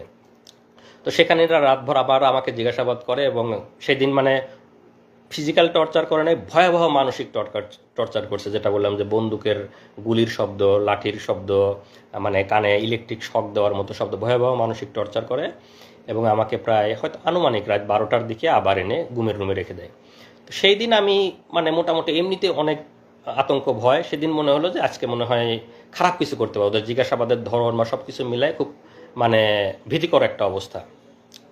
তো এসে কোনো মতো শুয়ে আছে, ঘুমাই না, ঘুম তো আসার কোনো সুযোগই নাই ওখানে। তো যে অবস্থা, হয়তো ক্লান্ত হয়ে গেলে চোখটা একটু বুঝে আসে। তা আমাকে শেষ রাতের দিকে, রাত 4:30 বাজে, তখন আবার এসে দরজায় মানে র্যাবের একজন নক করছে, ভাই আপনি আসেন, আপনাকে নিয়ে দ্রুত অপারেশনে যাইতে হবে। তখন তো আমার বুকের মধ্যে একদম মানে চিৎ করে উঠছে যে এত রাতে অপারেশন, মানে তখন তো এমনিতে সব সময় মৃত্যু চিন্তা, ক্রস ফায়ারের চিন্তা, মানে আমাকে শুধু দরজায় ডাক দিছে, আপনি বের হয়ে আসেন, আপনাকে নিয়ে অপারেশনে জানতে হবে। তখন আমি পুরাপুরি শিওর যে ভাই মানে মনে হচ্ছে যে আমাকে ক্রস ফায়ারের দেওয়ার জন্য ডাক, অপারেশন, র্যাবের অপারেশন এত রাতে আর কি হবে। তখন রাত 4টে 4:30 বাজে, আমি বুঝতেছি ফজরের সময় হয়ে যাচ্ছে। তখন আমি ওদেরকে বললাম, মানে ওই সময় তো চিল্লা চেঁচামেচি করেও কোনো লাভ নাই, মানে কেউ তো শোনার নাই। তখন আমি ওদেরকে বললাম যে ভাই একটু দেরি করেন, এখনই তো মানে আজান হয়ে যাবে, আমি ফজরের নামাজটা পড়ে নিই, আমি নামাজটা পড়ে বের হই। জীবনের মানে আমি একদম পুরাপুরি শিওর।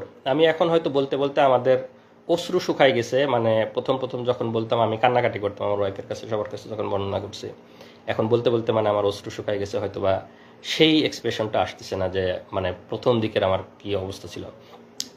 আমি শতভাগ শিওর যে আমাকে ক্রস ফায়ারের জন্য নিয়ে যাচ্ছে, শুধু বলছে যে আপনি বের হন, আপনাকে নিয়ে অপারেশনে যেতে হবে। তা আমি ওদেরকে বললাম যে ভাই আমাকে একটু সময় দেন, আমি নামাজটা পড়ে বের হই, জীবনের শেষ নামাজ আমি পড়ে বের হই।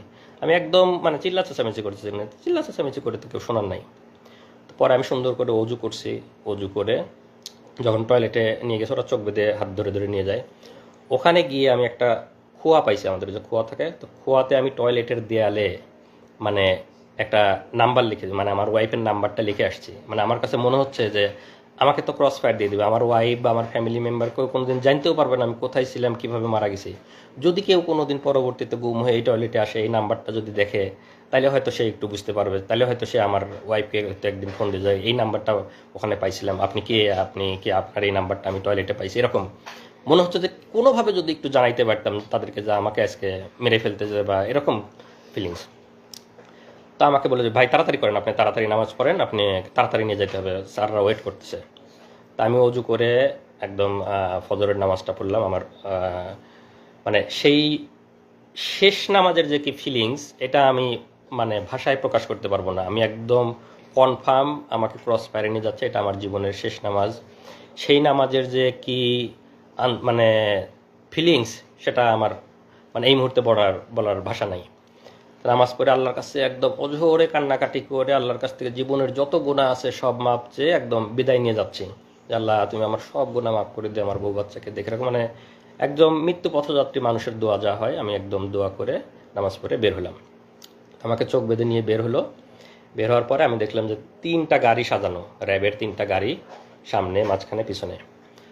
তো 3টা গাড়ি সবাই অস্ত্রসজ্জিত হয়ে ওখানে দাঁড়ায় আছে র্যাবেরিয়ে, কেউ হয়তো কাটার নিয়ে দাঁড়ায় আছে, কেউ হাতুড়, কেউ এরকম।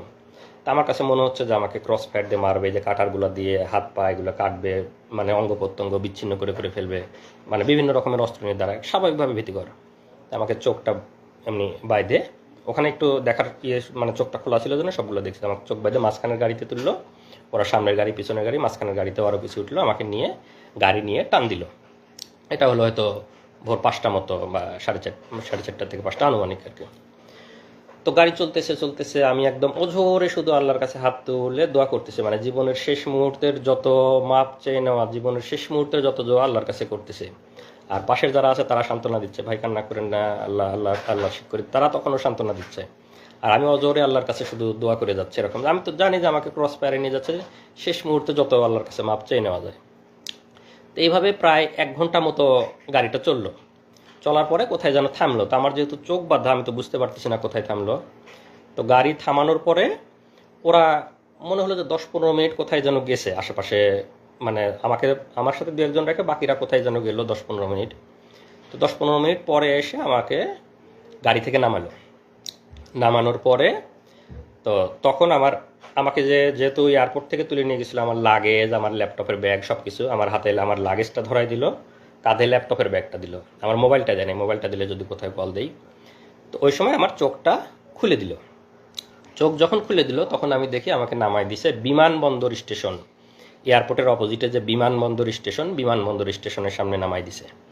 তো এটার কারণ হলো যেহেতু আগের দিন সব জায়গায় নিউজ হয়ে গেছে যে কোরিয়াতে ফেরার পথে পিএইচডি গবেষক অপহরণ হয়েছে, আমার বাড়ি পাবনাতে, আমাকে বিমানবন্দরের সামনে থেকে পাওয়া যাচ্ছে না, বিমানবন্দরে যাওয়ার পথে পাওয়া যাচ্ছে না, এরকম নিউজ হয়েছে। এই জন্য ওরা আমাকে বিমানবন্দর স্টেশনের সামনে নামাই দিছে। নামাই দিয়ে তখন আমাকে বলতেছে যা তোর যেখানে খুশি যা। আচ্ছা, আরেকটা জিনিস, ওই নামানোর আগে গাড়ির মধ্যে আমার হাতে একটা দিয়ে, ওই শয়তানটার নামটা আরেকটু পরে বলবো, মানে চরমভাবে একটা চাপ দিচ্ছে, একটা কি যেন একটা ডিভাইস আমার সবগুলো আঙ্গুলের মধ্যে দিয়ে, মানে মনে হচ্ছে সবগুলো আঙ্গুল ভেঙে ফেলতেছি যাতে আমি শক্ত করে কোনো কিছু ধরতেও না পারে আমার লাগেজটা কোনো মতো। তো চরমই, আমি তো অনেক চিল্লাচাচামেচি করে গাড়ির মধ্যে আর কি। পরে নামাই দিয়ে লাগেজ ধরাই দিল, কাঁধে আমার ল্যাপটপের ব্যাগ, বলে যা যেখানে খুশি যা। পরে আমি তাকায় দেখলাম বিমানবন্দর স্টেশন। আমি তখনও ভাবতেছি, মানে আমার তখনও তো মৃত্যু আতঙ্ক, আমি ভাবতেছি যে আমি ছেড়ে দেবো, পিছন থেকে হয়তো গুলি করে মেরে ফেলবে। আর গাড়িতে যখন নিয়ে আসতেছিল তখন তো মনেই হচ্ছিল যে হয়তো আমাকে কোনো ব্রিজের উপরে নিয়ে যাবে, কোনো ফাঁকা জায়গায় নিয়ে যাবে, গিয়ে গুলি করে মেরে ফেলে দেবে নদীতে বা ব্রিজ থেকে ফেলে দিবে, মানে বাংলাদেশে যেভাবে লাশ ভাসে থাকে সেরকম আমি কল্পনা করতেছি, আল্লাহর কাছে দোয়া করতেছি। আর বিমানবন্দর স্টেশনে নামাই দেওয়ার পরে আমি দেখতেছি বিমানবন্দর স্টেশন, কিন্তু আমার মনের মধ্যে মৃত্যু আতঙ্ক। আমার কাছে মনে হচ্ছে যে আমি হাঁটতে থাকবো, পিছন থেকে মনে হয় গুলি করে মেরে দিবে আর কি, ক্রস ফায়ার করে দিবে, এরকম মনে হচ্ছে। তা আমি আশেপাশে হাঁটতেছি আর ওরা আমাকে ঘিরে ধরে হাঁটতেছে। তো যারা ঘিরে ধরে হাঁটতে, যেহেতু আমার এই স্টেজে চোখ খোলা, আমি তো সবাইকে দেখতে পাচ্ছি। আর কয়েকদিন গার্ড দিছে, গার্ডদের অনেকের তো চেহারা আমি দেখছি।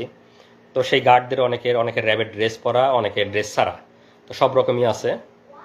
তা আমি আস্তে আস্তে এয়ারপোর্ট স্টেশনের ভিতরে ঢুকে গেলাম। তখন একটু সকাল হয়েছে, এয়ারপোর্টের স্টেশনের কিছু লোকজন আসছে। আমার মধ্যে তো আমি দেখতেছি তারা আমার চারপাশে ঘিরে আছে। আবার আমার মনে হচ্ছে আমি যদি কোনোভাবে একটু ফ্যামিলিকে জানাইতে পারতাম।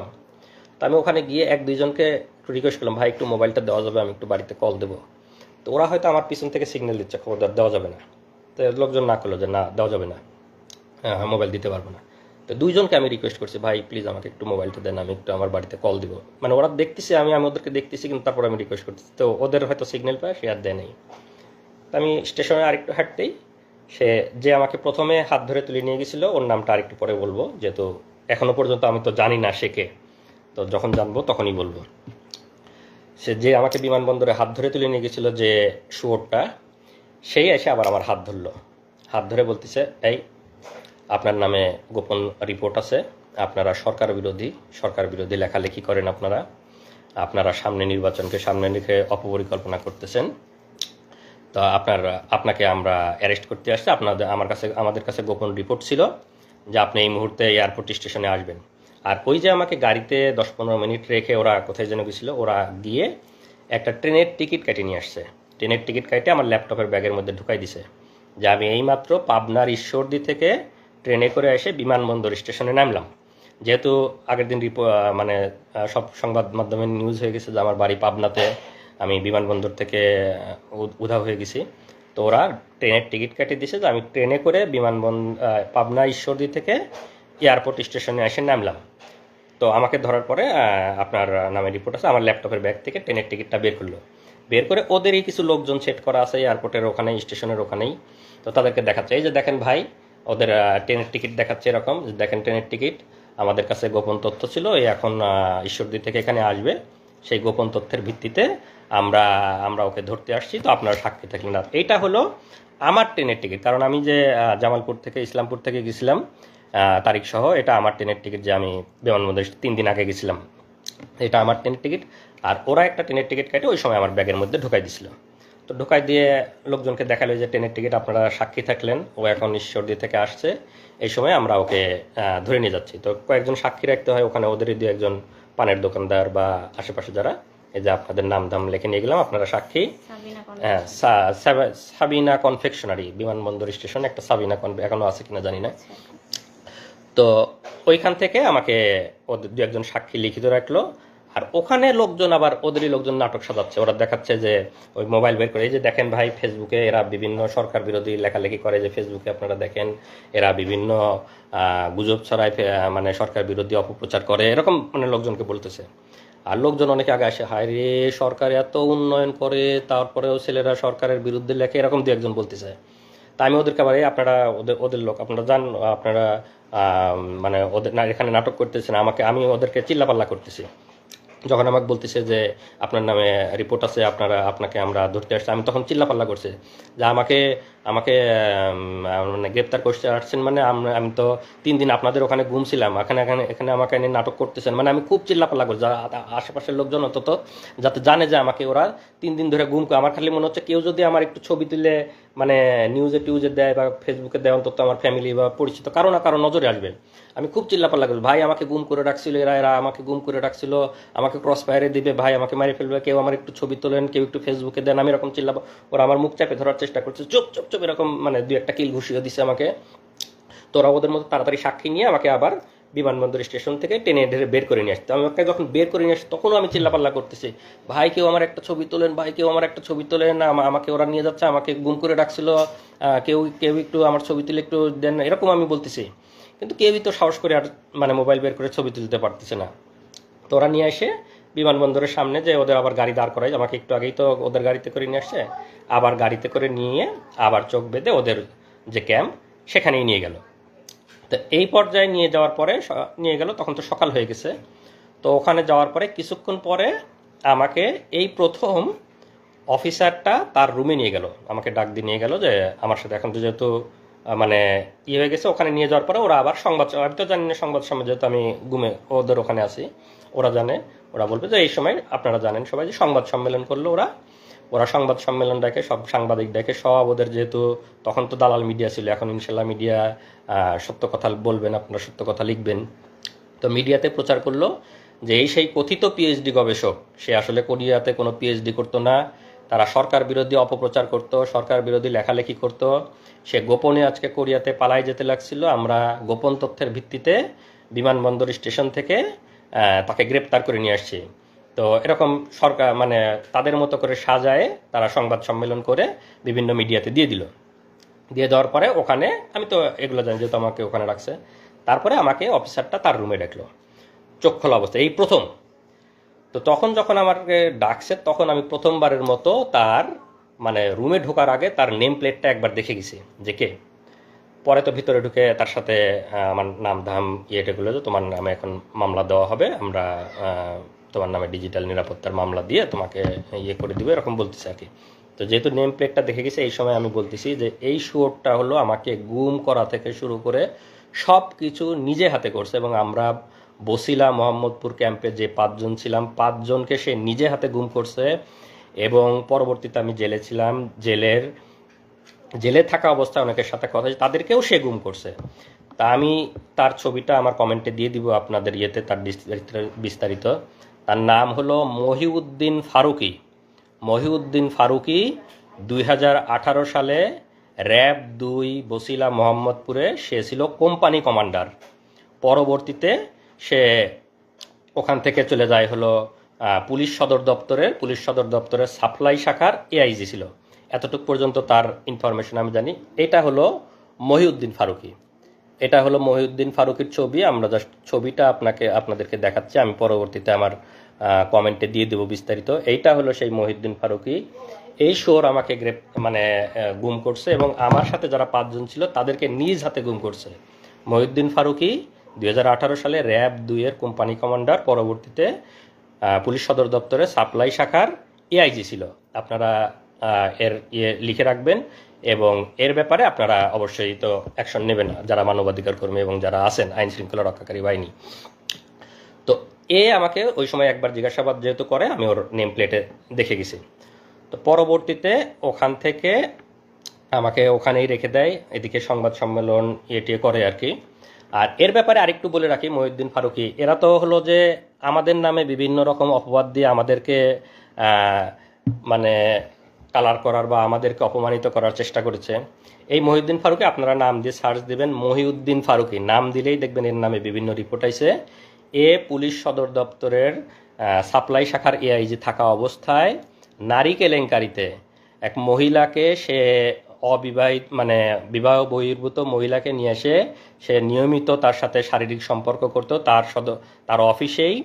এবং সেই মহিলা এক পর্যায়ে প্রেগনেন্ট হওয়ার পরে সে মহিলাকে কোনোভাবে জোর করে ওষুধ খাওয়ায় অ্যাবর্শন করানোর পরে পরবর্তীতে আবার সে শারীরিক সম্পর্ক করতে থাকে, মহিলাটা আবার প্রেগনেন্ট হয়। পরবর্তীতে যখন সে আবার জোর করে অ্যাবর্শন করাতে যায় তখন মহিলাটাও কোনোভাবে, উনি হয়তো আমার এই লাইভ যদি কোনোভাবে শুনে থাকে, মহিলাটাও কোনোভাবে হয়তো কোনো পাওয়ারফুল কারো মানে পরিচিত, সে তখন সেটা মানে মামলা করে তার নামে এবং সংবাদ সম্মেলন এটে করে। এই মানে শোরের নামে আপনারা সার্চ দিলেই পাবেন মহিউদ্দিন ফারুকী ভ্রূণ হত্যা মামলা, তার নামে 2টা না 3টা মামলা হয়েছে এবং সে তখন সাময়িক বরখাস্ত র্যাব সদর দপ্তর মানে পুলিশ সদর দপ্তর সাপ্লাই শাখার এআইজি থাকা অবস্থায় তখন থেকেই সে সাময়িক বরখাস্ত। এগুলো হলো এদের চরিত্র। এরা হলো এরকম মানে বিবাহ বহির্ভূত এরকম মানে ব্যভিচার এগুলা নিয়ে থাকে এবং তারা আমাদের নামে বিভিন্ন রকম অপবাদ দেওয়ার চেষ্টা করে এবং তখন থেকেই মানে মানে সাময়িক বরখাস্ত অবস্থায় আছে। এগুলো হলো এদের বাস্তব চরিত্র। তো ওখান থেকে তারপরে আমাকে যখন ওখানে রাখে, সংবাদ সম্মেলন করার পরে আমাকে নিয়ে পেপার পত্রিকায় ওদের মতো করে ভুয়া রিপোর্ট দেয়। এবং ওই দিন রাতে আমি যেহেতু বিমানবন্দরে চিল্লা চেঁচামেচি করছি যে আমাকে ওরা গুম করে রাখছিল, আমাকে কেউ ছবি তোলেন, কেউ আমার একটা ছবি তুলে রাখেন, আমাকে এরকম বলছি। তো তখন ওই দিন রাতে ওরা এইটা বুঝতে পারছে যে আমি লোকজনকে বলে দেওয়ার চেষ্টা করছি, ওদেরকে ধরা খাওয়ানোর চেষ্টা করছি। তো ওই দিন রাতে আমাকে ভয়ানক টর্চার করছে, শারীরিক টর্চার, যে তুই খুব চালাক না, তুই আমাদেরকে ধরাই দেওয়ার চেষ্টা করছিস যাতে আমরা ধরা পড়ে যাই, আমরা তোকে গুম করছি, এরকম চিল্লা চেঁচামেচি মানে অনেক অকথ্য ভাষায় গালিগালাজ করছে এবং ওই দিন রাতে আমাকে টর্চার করছে। তো টর্চারটা এরকম, রাতের বেলা আমি বলি আসলে, ওই দিন রাতে আমাকে চোখ বেঁধে ওদের আবার রুমে নিয়ে যায়, মানে দিনে চোখ খোলা ছিল, রাতের বেলা চোখ বাঁধা অবস্থায় আবার রুমে নিয়ে যায়। রুমে নিয়ে গিয়ে আমার এভাবে 2 হাতটা এরকম বাঁধে, এখানে হাত বাঁধে, আমার 2 পা বাঁধে, 2 পা এবং 2 হাত বাঁধে। আমার এই হাতের মধ্যে দিয়ে এই দিক দিয়ে একটা বাঁশ মতো ঢুকাই, আমি তো চোখ বাঁধা দেখতে পাচ্ছি না, বাঁশ মতো এরকম আড়াআড়ি ঢুকাই দেয় এবং আমার পায়ের উপরে এখানেও আড়াআড়ি একটা বাঁশ মতো রেখে দেয়। তো 2টা বাঁশ, আমার পায়ের 2 পায়ের উপর আড়াআড়ি একটা, আমার হাতের উপর আড়াআড়ি একটা। আর এই 2 বাঁশের উপরে মানে এই বাঁশের উপরে 2-4 জন, ওই বাঁশের উপরে 2-4 জন এরকম দাঁড়ায়, মানে রুটি বলার মতো, যেরকম মানে আমরা যেরকম বেলন দিয়ে রুটি বলি এইরকম একদম চাপ দিয়ে এরকম বলতেছে। আমি তো চিল্লাই করছি। যখন চিল্লাচ্ছি তখন আমার মুখের মধ্যে গামছা গুঁজে দিছে যাতে মানে চিৎকার বাইরে না যায়, আমার মুখের মধ্যে চিল্লাচ্ছে। পরে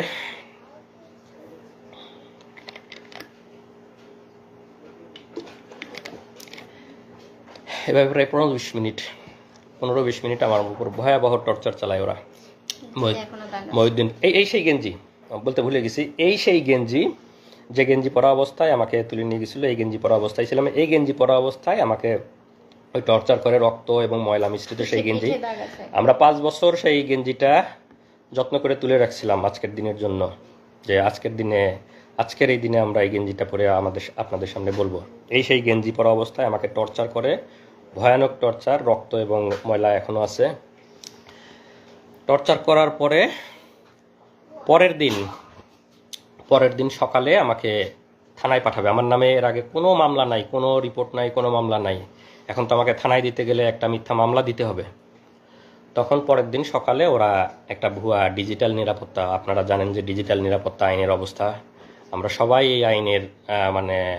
এই আইনের যে কালো দিক, সেদিকের শিকার মানবাধিকার কর্মীরা, সাংবাদিকরা, আমরা যারা বাক স্বাধীনতায় বিশেষ করে আমরা সবাই শিকার। তা আমার নামে ভুয়া ডিজিটাল নিরাপত্তা আইনে একটা মামলা দেয়। মামলা দিয়ে সকালে আমাকে থানায় পাঠাবে। থানায় পাঠানোর আগে আমার তো এই ড্রেসটার অবস্থা খুবই খারাপ, রক্ত ময়লা সব কিছু ভর্তি। তো এটা পরে যখন আমি থানায় যাব, থানা থেকে যখন কোর্টে উঠবো, তখন তো সবাই দেখবে আমার অবস্থা। তখন ওরা করে কি, আমার যেহেতু লাগেজ ওদের কাছেই, আমাকে এয়ারপোর্ট থেকে তুলে নিয়ে গেছে, লাগেজ তো ওদের কাছেই, লাগেজে আমার জামা কাপড় আছে, লাগেজ থেকে অন্য একটা গেঞ্জি নিয়ে আসলো। অন্য একটা গেঞ্জি নিয়ে এসে আমাকে বললো যে এটা চেঞ্জ কর। এটা খুলে আমাকে ফ্রেশ যে একটা গেঞ্জি, সেই একটা গেঞ্জি পরতে দিল, এই গেঞ্জিটা পর। তো আমার হাত পায়ের আমার ওঠার মতো অবস্থা নাই, কোনো মতে ওরাই পরাই দিল। আমি কোনো মতো করে পরে গেঞ্জিটা চেঞ্জ করে এই গেঞ্জিটা আমার লাগেজে, ভাগ্যিস এই গেঞ্জিটা ওরা আমার লাগেজে দিয়ে রাখছিল, এটাই করে লাগেজেই ফেলে দিয়ে রাখছে। পরবর্তীতে তো আমি জেল থেকে বের হওয়ার পরে যখন লাগেজ নিয়েছি, তখন আসলে এই গেঞ্জিটা আবার পাইছি।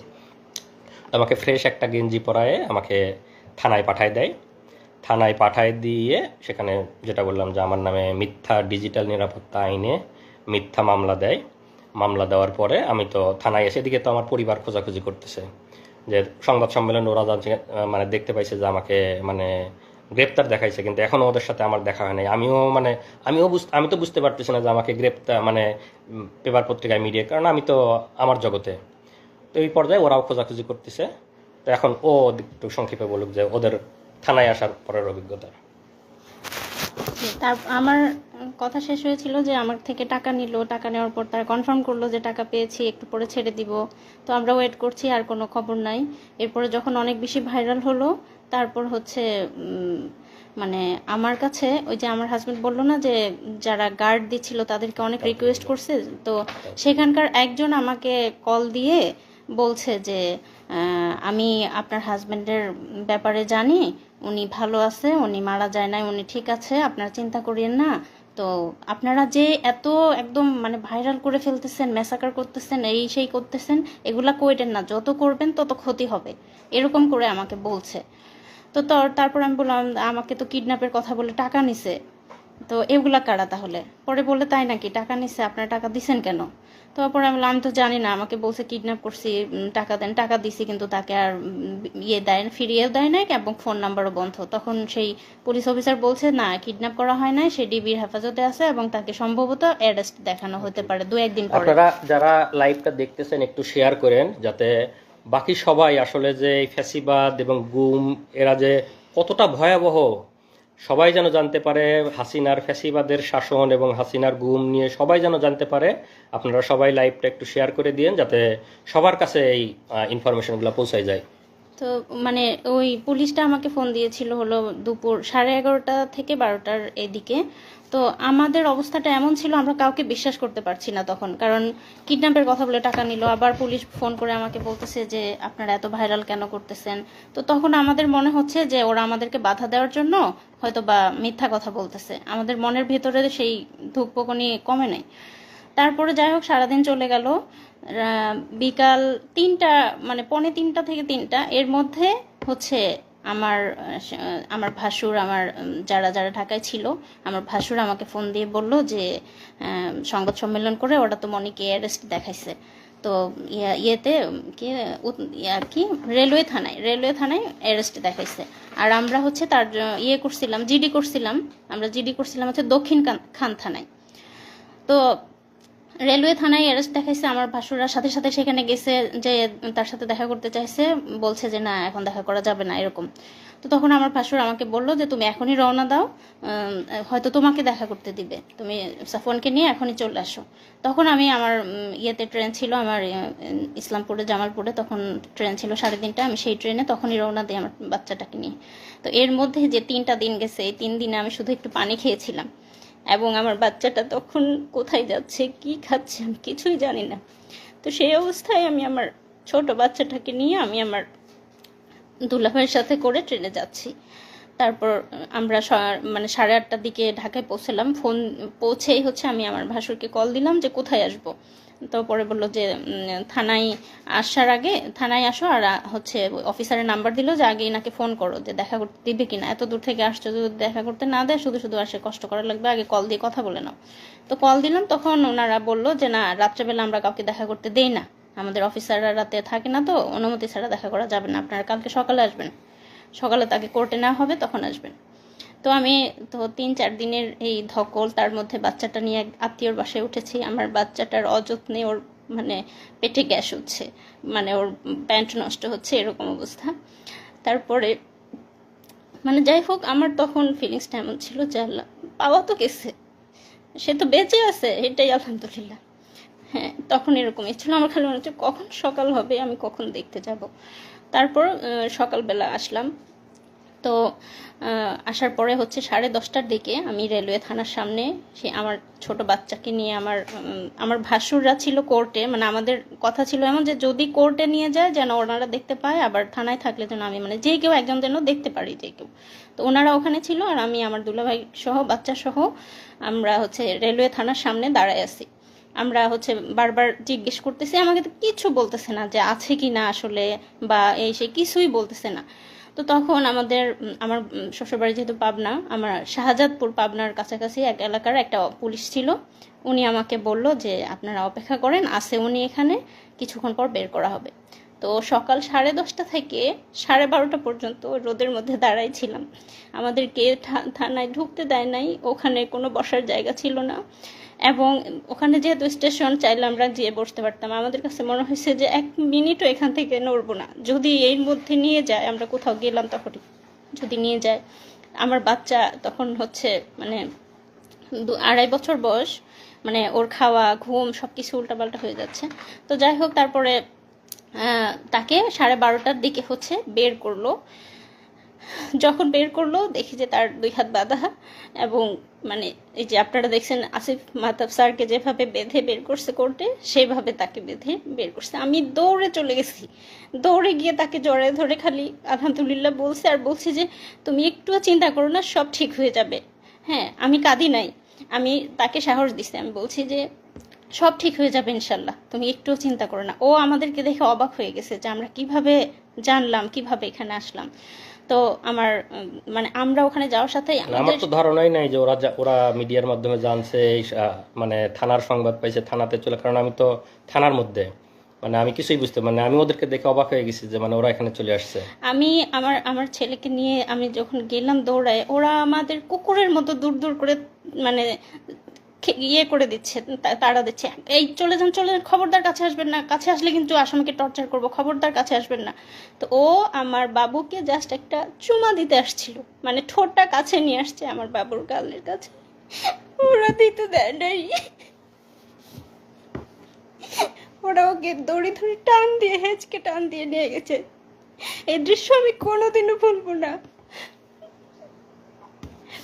তারপর যাই হোক, ওনাকে একটা সিএনজিতে উঠালো, পাশে তো 3-4 জন পুলিশ ছিল, তো সাথে সাথে আমরা আরেকটা সিএনজি ভাড়া করলাম। ভাড়া করার পরে আমাদেরই হলো যে আমরা ওদেরকে পুরো ফলো করব, ওরা যেদিক দিয়ে যাচ্ছে আমরা ওইভাবে। তো যে ফলো করতেছি, আমাদের সিএনজি ওদের সিএনজি পাশাপাশি ছিল, এবং একটা জ্যাম লেগে যায়, জ্যাম লেগে যাওয়ার ফলে তাদের সিএনজি আর আমাদের সিএনজি একদম পাশাপাশি, মানে আমি বারবার আমার এখান থেকে দেখতেছি ও একটু করে তাকাচ্ছে। তো আমি সাফওয়ানকে বলছি, দেখো ওই যে তোমার বাবা, ডাকো বাবাকে, ডাকো। সাফওয়ান ডাকতেছে, বাবা বাবা এমন করে ডাকতেছে। পুলিশ কতটা হিংস্র, কতটা খারাপ। সে সিএনজি থেকে বের হয়ে এসে, আমাদের সিএনজিওয়ালা একটু বয়স্ক ছিল, আমাদের সিএনজিওয়ালাকে লাথি মেরে বলতেছে যা তাড়াতাড়ি এখান থেকে। মানে আমাদের সিএনজি ওখানে দাঁড়াতে দিচ্ছে না। সে বয়স্ক মানুষটার সাথে খারাপ, জাস্ট আমার ছেলে একটু বাবা বলে ডাকছে, এটাই ওদের সহ্য হচ্ছে না। ঠিক আছে, তখন ওরা লাথি মেরে আমাদের সিএনজিওয়ালাকে বলতেছে যা তাড়াতাড়ি, মানে যেন দেখাই না হয় এরকম। পরে যাই হোক ওনাকে নিয়ে গেল, নিয়ে যাওয়ার পরে কোর্টে, মানে যখন ওনাকে সিএনজি থেকে নামিয়ে গারদে নিচ্ছে, আমার ভাসুররা তখন প্রথম 3-4 দিন পরে তাদের ভাইকে দেখতে পেল। তারপর আমরাও নামলাম, নামার পরে আমরা মানে অপেক্ষা করছি কি করে কি হবে, কারণ আমাদের পরিবারে কোনো, আমার শ্বশুর বাড়ি, আমার বাবার বাড়ি, কোনো ফ্যামিলিতেই এরকম কিছু হয় না, আমরা কিচ্ছু জানি না কি হতে যাচ্ছে কি হবে। কিন্তু আমার মনের মধ্যে একটা সাহস ছিল যে আমার ভাসুররা অনেক ভালো ভালো জব করে, ইনশাল্লাহ খুব দ্রুত বের করে আনতে পারবে। আমি জানি না, আমি ছোট মানুষ, তখন এসব বুঝি না, মানে এত কষ্ট যে হবে সেটা বুঝতে পারিনি। আমার মনে হয়েছে খুব দ্রুত 2-3 দিনের মধ্যেই হয়তো বের করতে পারবে। তো তারপর যাই হোক গারদ থেকে তাকে কোর্টে নেওয়া হলো। আমরা পিছে পিছে যাচ্ছি, আমাদেরকে একটু কাছে ঘেঁষতে দিচ্ছে না, মানে কোনো কথা, কোনো ইনফরমেশন যেন আমরা তাকে না দিতে পারি বা উনি আমাদেরকে কিছু না জানাতে পারে, তার কাছেই ঘেঁষতে দিচ্ছে না, এবং দূর দূর করে তাড়িয়ে দিচ্ছে। তারপর হচ্ছে তাকে তখন কোর্টে তোলা হলো। এরপর তুমি বলো। যে আসলে অভিজ্ঞতা বলতে গেলে আরও অনেক কষ্টের কথা, সব কিছু বলা এক লাইভে সম্ভব না। এরপরে তো আমাকে কোর্টে নিল গারদের, বা মানে কোর্টের কাহিনী আপনারা অনেকেই জানেন, যাদের পরিবারের অনেকে মামলা মোকদ্দমার শিকার হয়েছে। সেখানে কি অবস্থা সেটা আর বর্ণনা না করি, আমাদের লাইভ অনেক লম্বা হয়ে যাবে। তো আমাকে সেখানে যেহেতু বললাম যে ডিজিটাল নিরাপত্তা আইন, সরকার যে আইনটা করছে, আমাদের বাক স্বাধীনতা হরণের আইন, আমাদের স্বাধীনতা হরণের আইন, সেই আইনে মিথ্যা মামলা দেয়। মামলা দিয়ে আমাকে কোর্টে চালান দেয় এবং কোর্ট থেকে আমাকে রিমান্ড দেওয়া হয়। আইনজীবী, আমি তখন আমার আমার আমার আইনজীবী বলছে যে পিএইচডি করে, পিএইচডি শেষ, মানে শেষের ইয়েতে, মানে স্কলার, সে রিসার্চার। এত কিছু শোনার পরেও বিচারক আমাকে রিমান্ডে দিছে, আসিফ মাহতাব স্যারকে বা আমাদের সম্মানিত শিক্ষকদেরকে যেভাবে দেওয়া হয় সেভাবে আমাকে প্রথমে 3 দিনের রিমান্ডে দেয়, পরে আরও 1 দিনের রিমান্ড, এবং সেগুলার অভিজ্ঞতা বর্ণনা করতে গেলে আরও অনেক লম্বা হয়ে যাবে। তো সেগুলো আজকে বর্ণনা না করি। তো 3 দিনের মানে রিমান্ডগুলো শেষ হওয়ার পরে আমাকে রিমান্ডের ওখানে আমার ফ্যামিলির কাছ থেকে টাকা দাবি করছে, আমার কাছে ফ্যামিলির কাছ থেকে টাকা করছে, আমার ওখান থেকে টাকা নিছে। আমার মোবাইলটা ওদের কাছে ছিল। মানে হাসিনা তো সারা বাংলাদেশে, মানে পুলিশ এবং সব জায়গায় যে দুর্নীতি করছে, ওরা ওখানেই আমাকে বলতেছে যে মানে টাকা দিতে হবে। মানে ওখানে আমি কিভাবে টাকা দিব, তখন মানে আমাকে বিভিন্ন রকম ভয়ভীতি দেখাচ্ছে, আমার ফ্যামিলির উপর করবে, ফ্যামিলির উপর মানে ফ্যামিলিকেও জড়াবে এগুলোর মধ্যে। তখন আমি ওদেরকে বললি যে আমার মোবাইলটা আপনাদের কাছে আছে কিনা। হ্যাঁ, মোবাইল আছে। তখন আমি যেহেতু ইন্টারনেট ব্যাংকিং ইউজ করতাম, আমার কোরিয়ার যে ইন্টারনেট ব্যাংকিংয়ের অ্যাপস আমার মোবাইলে ইনস্টল করা ছিল, আমি ওখান থেকে ওদের মানে বিকাশে মানে ইনস্ট্যান্ট 10,000 টাকা ট্রান্সফার করে দেই। তখন মানে একটু মানে ঠান্ডা, মানে পুলিশ তো ঘুষখোর, মানে আমাদের কাছ থেকে 1 লাখ টাকা ওদের কাছ থেকেও চাইছে। তারপরে আমাকে মিথ্যা মামলা রিমান্ড শেষ করার পরে আদালতের মাধ্যমে আমাকে জেলে পাঠায় দেয়। তো জেলের অনেক অভিজ্ঞতা, জেল, রিমান্ড, এগুলা বলতে গেলে আসলে আরও বিস্তারিত বলার সময় নাই, লাইভও লম্বা হয়ে যাবে। তো জেলের সবচেয়ে সুন্দর একটা অভিজ্ঞতা হলো যে আমাদের শহীদ দেলোয়ার হোসেন সাইদি হুজুরের সংস্পর্শ পাইছি আমি ওই সময়। সাইদি হুজুর এবং আমাকে কেরানীগঞ্জ জেল থেকে কাশিমপুর জেলে পাঠানো হয়েছিল। তো কাশিমপুর জেলে যখন ছিলাম, সাইদি হুজুর সেখানে ছিলেন। আমি এবং সাইদি হুজুর প্রায় 20-25 দিন একসাথে ছিলাম। বিকালে আমরা একসাথে হাত ধরে হাঁটতাম, সাইদি হুজুরের সাথে গল্প করতাম। অনেক অনেক অনেক নসিহা করছে, আমার হাত ধরে, আমার ওই যে টর্চার করছে, আমার আঙ্গুলগুলো প্রায় আমি 3 মাস এই 2টা আঙ্গুল মানে কোনোভাবেই আমি মানে এরকম ভাঁজ করে, এই 3টা আঙ্গুল দিয়ে আমি খাওয়া দাওয়া করতাম। এই 2টা আঙ্গুলের কোনো ফিলিংস ছিল না। ওরা এমনভাবে মানে টর্চার করে যে এখানে বাইরে থেকে বোঝা যায় না, ভিতরের নার্ভ এবং ভেসেলগুলো যাতে ড্যামেজ হয়ে যায়। তো এই কারণে চাপ দেওয়ার ফলে হাত এবং পায়ের নার্ভগুলো কাজ করে না। বাইরে থেকে দেখে মনে হবে যে হালকা একটু দাগ বা এর মতো, কিন্তু ভিতরের নার্ভ মানে ড্যামেজ হয়ে যায়। এই কারণে দেখা যায় যে এদিকের সাপ্লাইগুলো বন্ধ হয়ে যায়। তো আমার এই 2টা আঙ্গুল প্রায় 3 মাস কোনো ফিলিংস পাইতাম না আমি। এবং আমি যেহেতু রিসার্চার, আমি পাইপেট ইউজ করি, আমি তো সবসময় এই ফিঙ্গারটা ইউজ করতে হয়। তো এই ফিঙ্গারের আমি কোনো মানে পাইতাম, কোনো ফিলিংসই পাইতাম না। এটা তো এই ভাঁজ করা বা কোনো ফিলিংস ছিল না এই 2টা আঙ্গুল প্রায় 3 মাস। তো দেলোয়ার হোসেন সাইদি হুজুরের সভাপতি ছিলাম, উনি আমার হাতে মেসেজ করে দিছে, দোয়া করছে সাইদি হুজুরকে আল্লাহ জান্নাতুল ফিরদাউস নসিব করুক। এটা আমার জেলের সবচেয়ে সুন্দর অভিজ্ঞতা যে সাইদি হুজুরের মতো একজন মানুষের সহচর্যে আমি প্রায় 20 দিন ছিলাম। উনি আমাকে ওনার একটা ফতুয়াও গিফট করছিলেন ওই সময়। আর এই যে আমরা এতদিন পরে আজকে লাইভে আসছে, আপনারা সবাই জানেন যে বাংলাদেশ কোন ফ্যাসিবাদের মধ্যে ছিল, আমাদের কোনো বাক স্বাধীনতা ছিল না, আমাদের বলার কোনো সুযোগ ছিল না, বলার কোনো অধিকার ছিল না, মিডিয়া আমাদের কথা প্রচার করতো না, আমাদের পরিবারের উপর টর্চার করা হতো, পরিবারের আমি কোরিয়াতে চলে আসছি, আবার আল্লাহ আমাকে জেল থেকে অনেক কঠিন পথ পাড়ি দিয়ে আসতে হয়েছে, সেগুলা অন্য কোনো একদিন বলবো। তারপরেও আমার এখানে পিএইচডি ডিগ্রি হয়েছে, আল্লাহ আমাকে ভালো চাকরি মিলাইছে, অনেক ভালো আছি। কিন্তু তারপরেও তো মানে দেশের প্রতি টান আছেই। আর এতদিন যে আমরা বলতে পারি নাই, কিন্তু এর মাঝে তো আমরা চুপ ছিলাম না। আমরা যারা বলতে চাই তারা তো আমরা বিভিন্নভাবে বলার চেষ্টা করি। আমি আল জাজিরাতে, বিবিসিতে, আমাদের শ্রদ্ধেয় সামি ভাই, তাসনিম খলিল ভাই, ওনাদের সাথে কথা বলছি, ওনাদের কাছে বলছি, বিবিসিতে বলছি, আল জাজিরাতে বলছি, সব জায়গায় হাসিনার ফ্যাসিবাদ, হাসিনার গুম, এগুলো আমরা অলরেডি ইন্টারন্যাশনাল মিডিয়াতে দিয়ে রাখছিলাম। এবং আজকের যে এই যে সরকারের পতন, এগুলো আসলে তো সব কিছুরই সম্মিলিত একটা মানে বাইরে থেকে মানে র্যাবের যে স্যাংশন বা র্যাবের এগুলো সব কিছুই আসলে এই সম্মিলিত মানে রিপোর্ট বা এগুলোর মাধ্যমে হয়েছে। এবং আমি যেহেতু পিএইচডি রিসার্চার ছিলাম, আমি তো স্বাভাবিকভাবেই মোটামুটি তাদের সাথে ইংরেজিতে কথা বলতে পারবো, তো আমি তাদেরকে সব কিছু বিস্তারিত বলছি, বিবিসি, আল জাজিরা এবং মানবাধিকার সংগঠনগুলোকে। তো আসলে শেষ কথা এটাই যে আমরা যারা প্রবাসে আছি সবাই দেশকে ভালোবাসে, স্বাভাবিকভাবে আমিও ভালোবাসি, দেশকে অনেক ভালোবাসি। দেশকে ভালোবাসি জন্যই পিএইচডি শেষ করে ইচ্ছা ছিল দেশে ফিরে যাব, দেশে থাকব, দেশের জন্য কাজ করব, সেই আশা আকাঙ্ক্ষা নিয়েই গেছি। এবং নিজের যোগ্যতা বলে ইচ্ছা ছিল ইউনিভার্সিটিতে জয়েন করব, ইউনিভার্সিটিতে জয়েন করার চেষ্টা করেছি, কিন্তু আমাদের যেহেতু মেধাকে মূল্যায়ন করা হয় না, স্বাভাবিকভাবেই আমাকেও মূল্যায়ন করা হয় নাই। আমাকে দেশের জন্য কাজ করতে গিয়ে আমাকে আসামি হয়ে দেশ থেকে ফিরে আসতে হয়েছে। তো আমরা সেই কষ্ট নিয়েই এখনও আছি।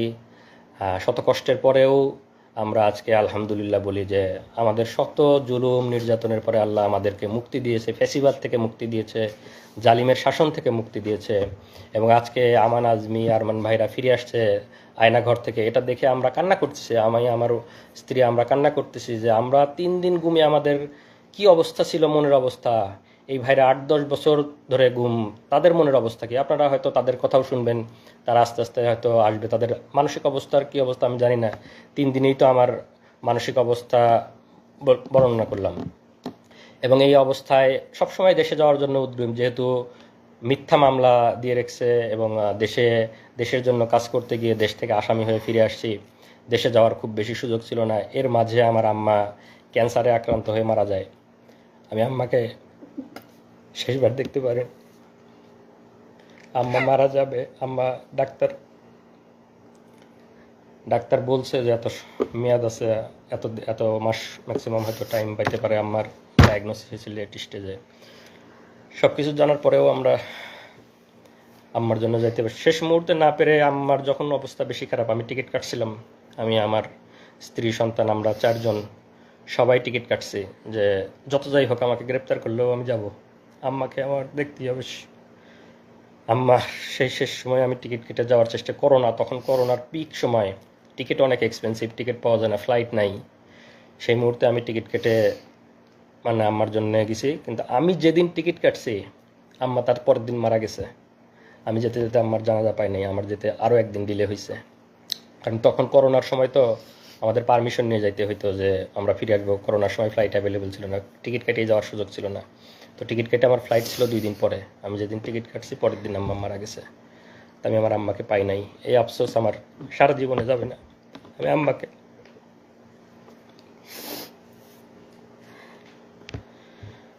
আপনারা আমাদের জন্য দোয়া করবেন। যারা যারা হাসিনার জালিম হাসিনার ফ্যাসিবাদের কবলে আছেন সবার জন্য আমাদের দোয়া থাকবে। এবং যারা যারা আজকে আয়নাঘর থেকে ফিরে আসতেছেন তাদের জন্য দোয়া থাকবে।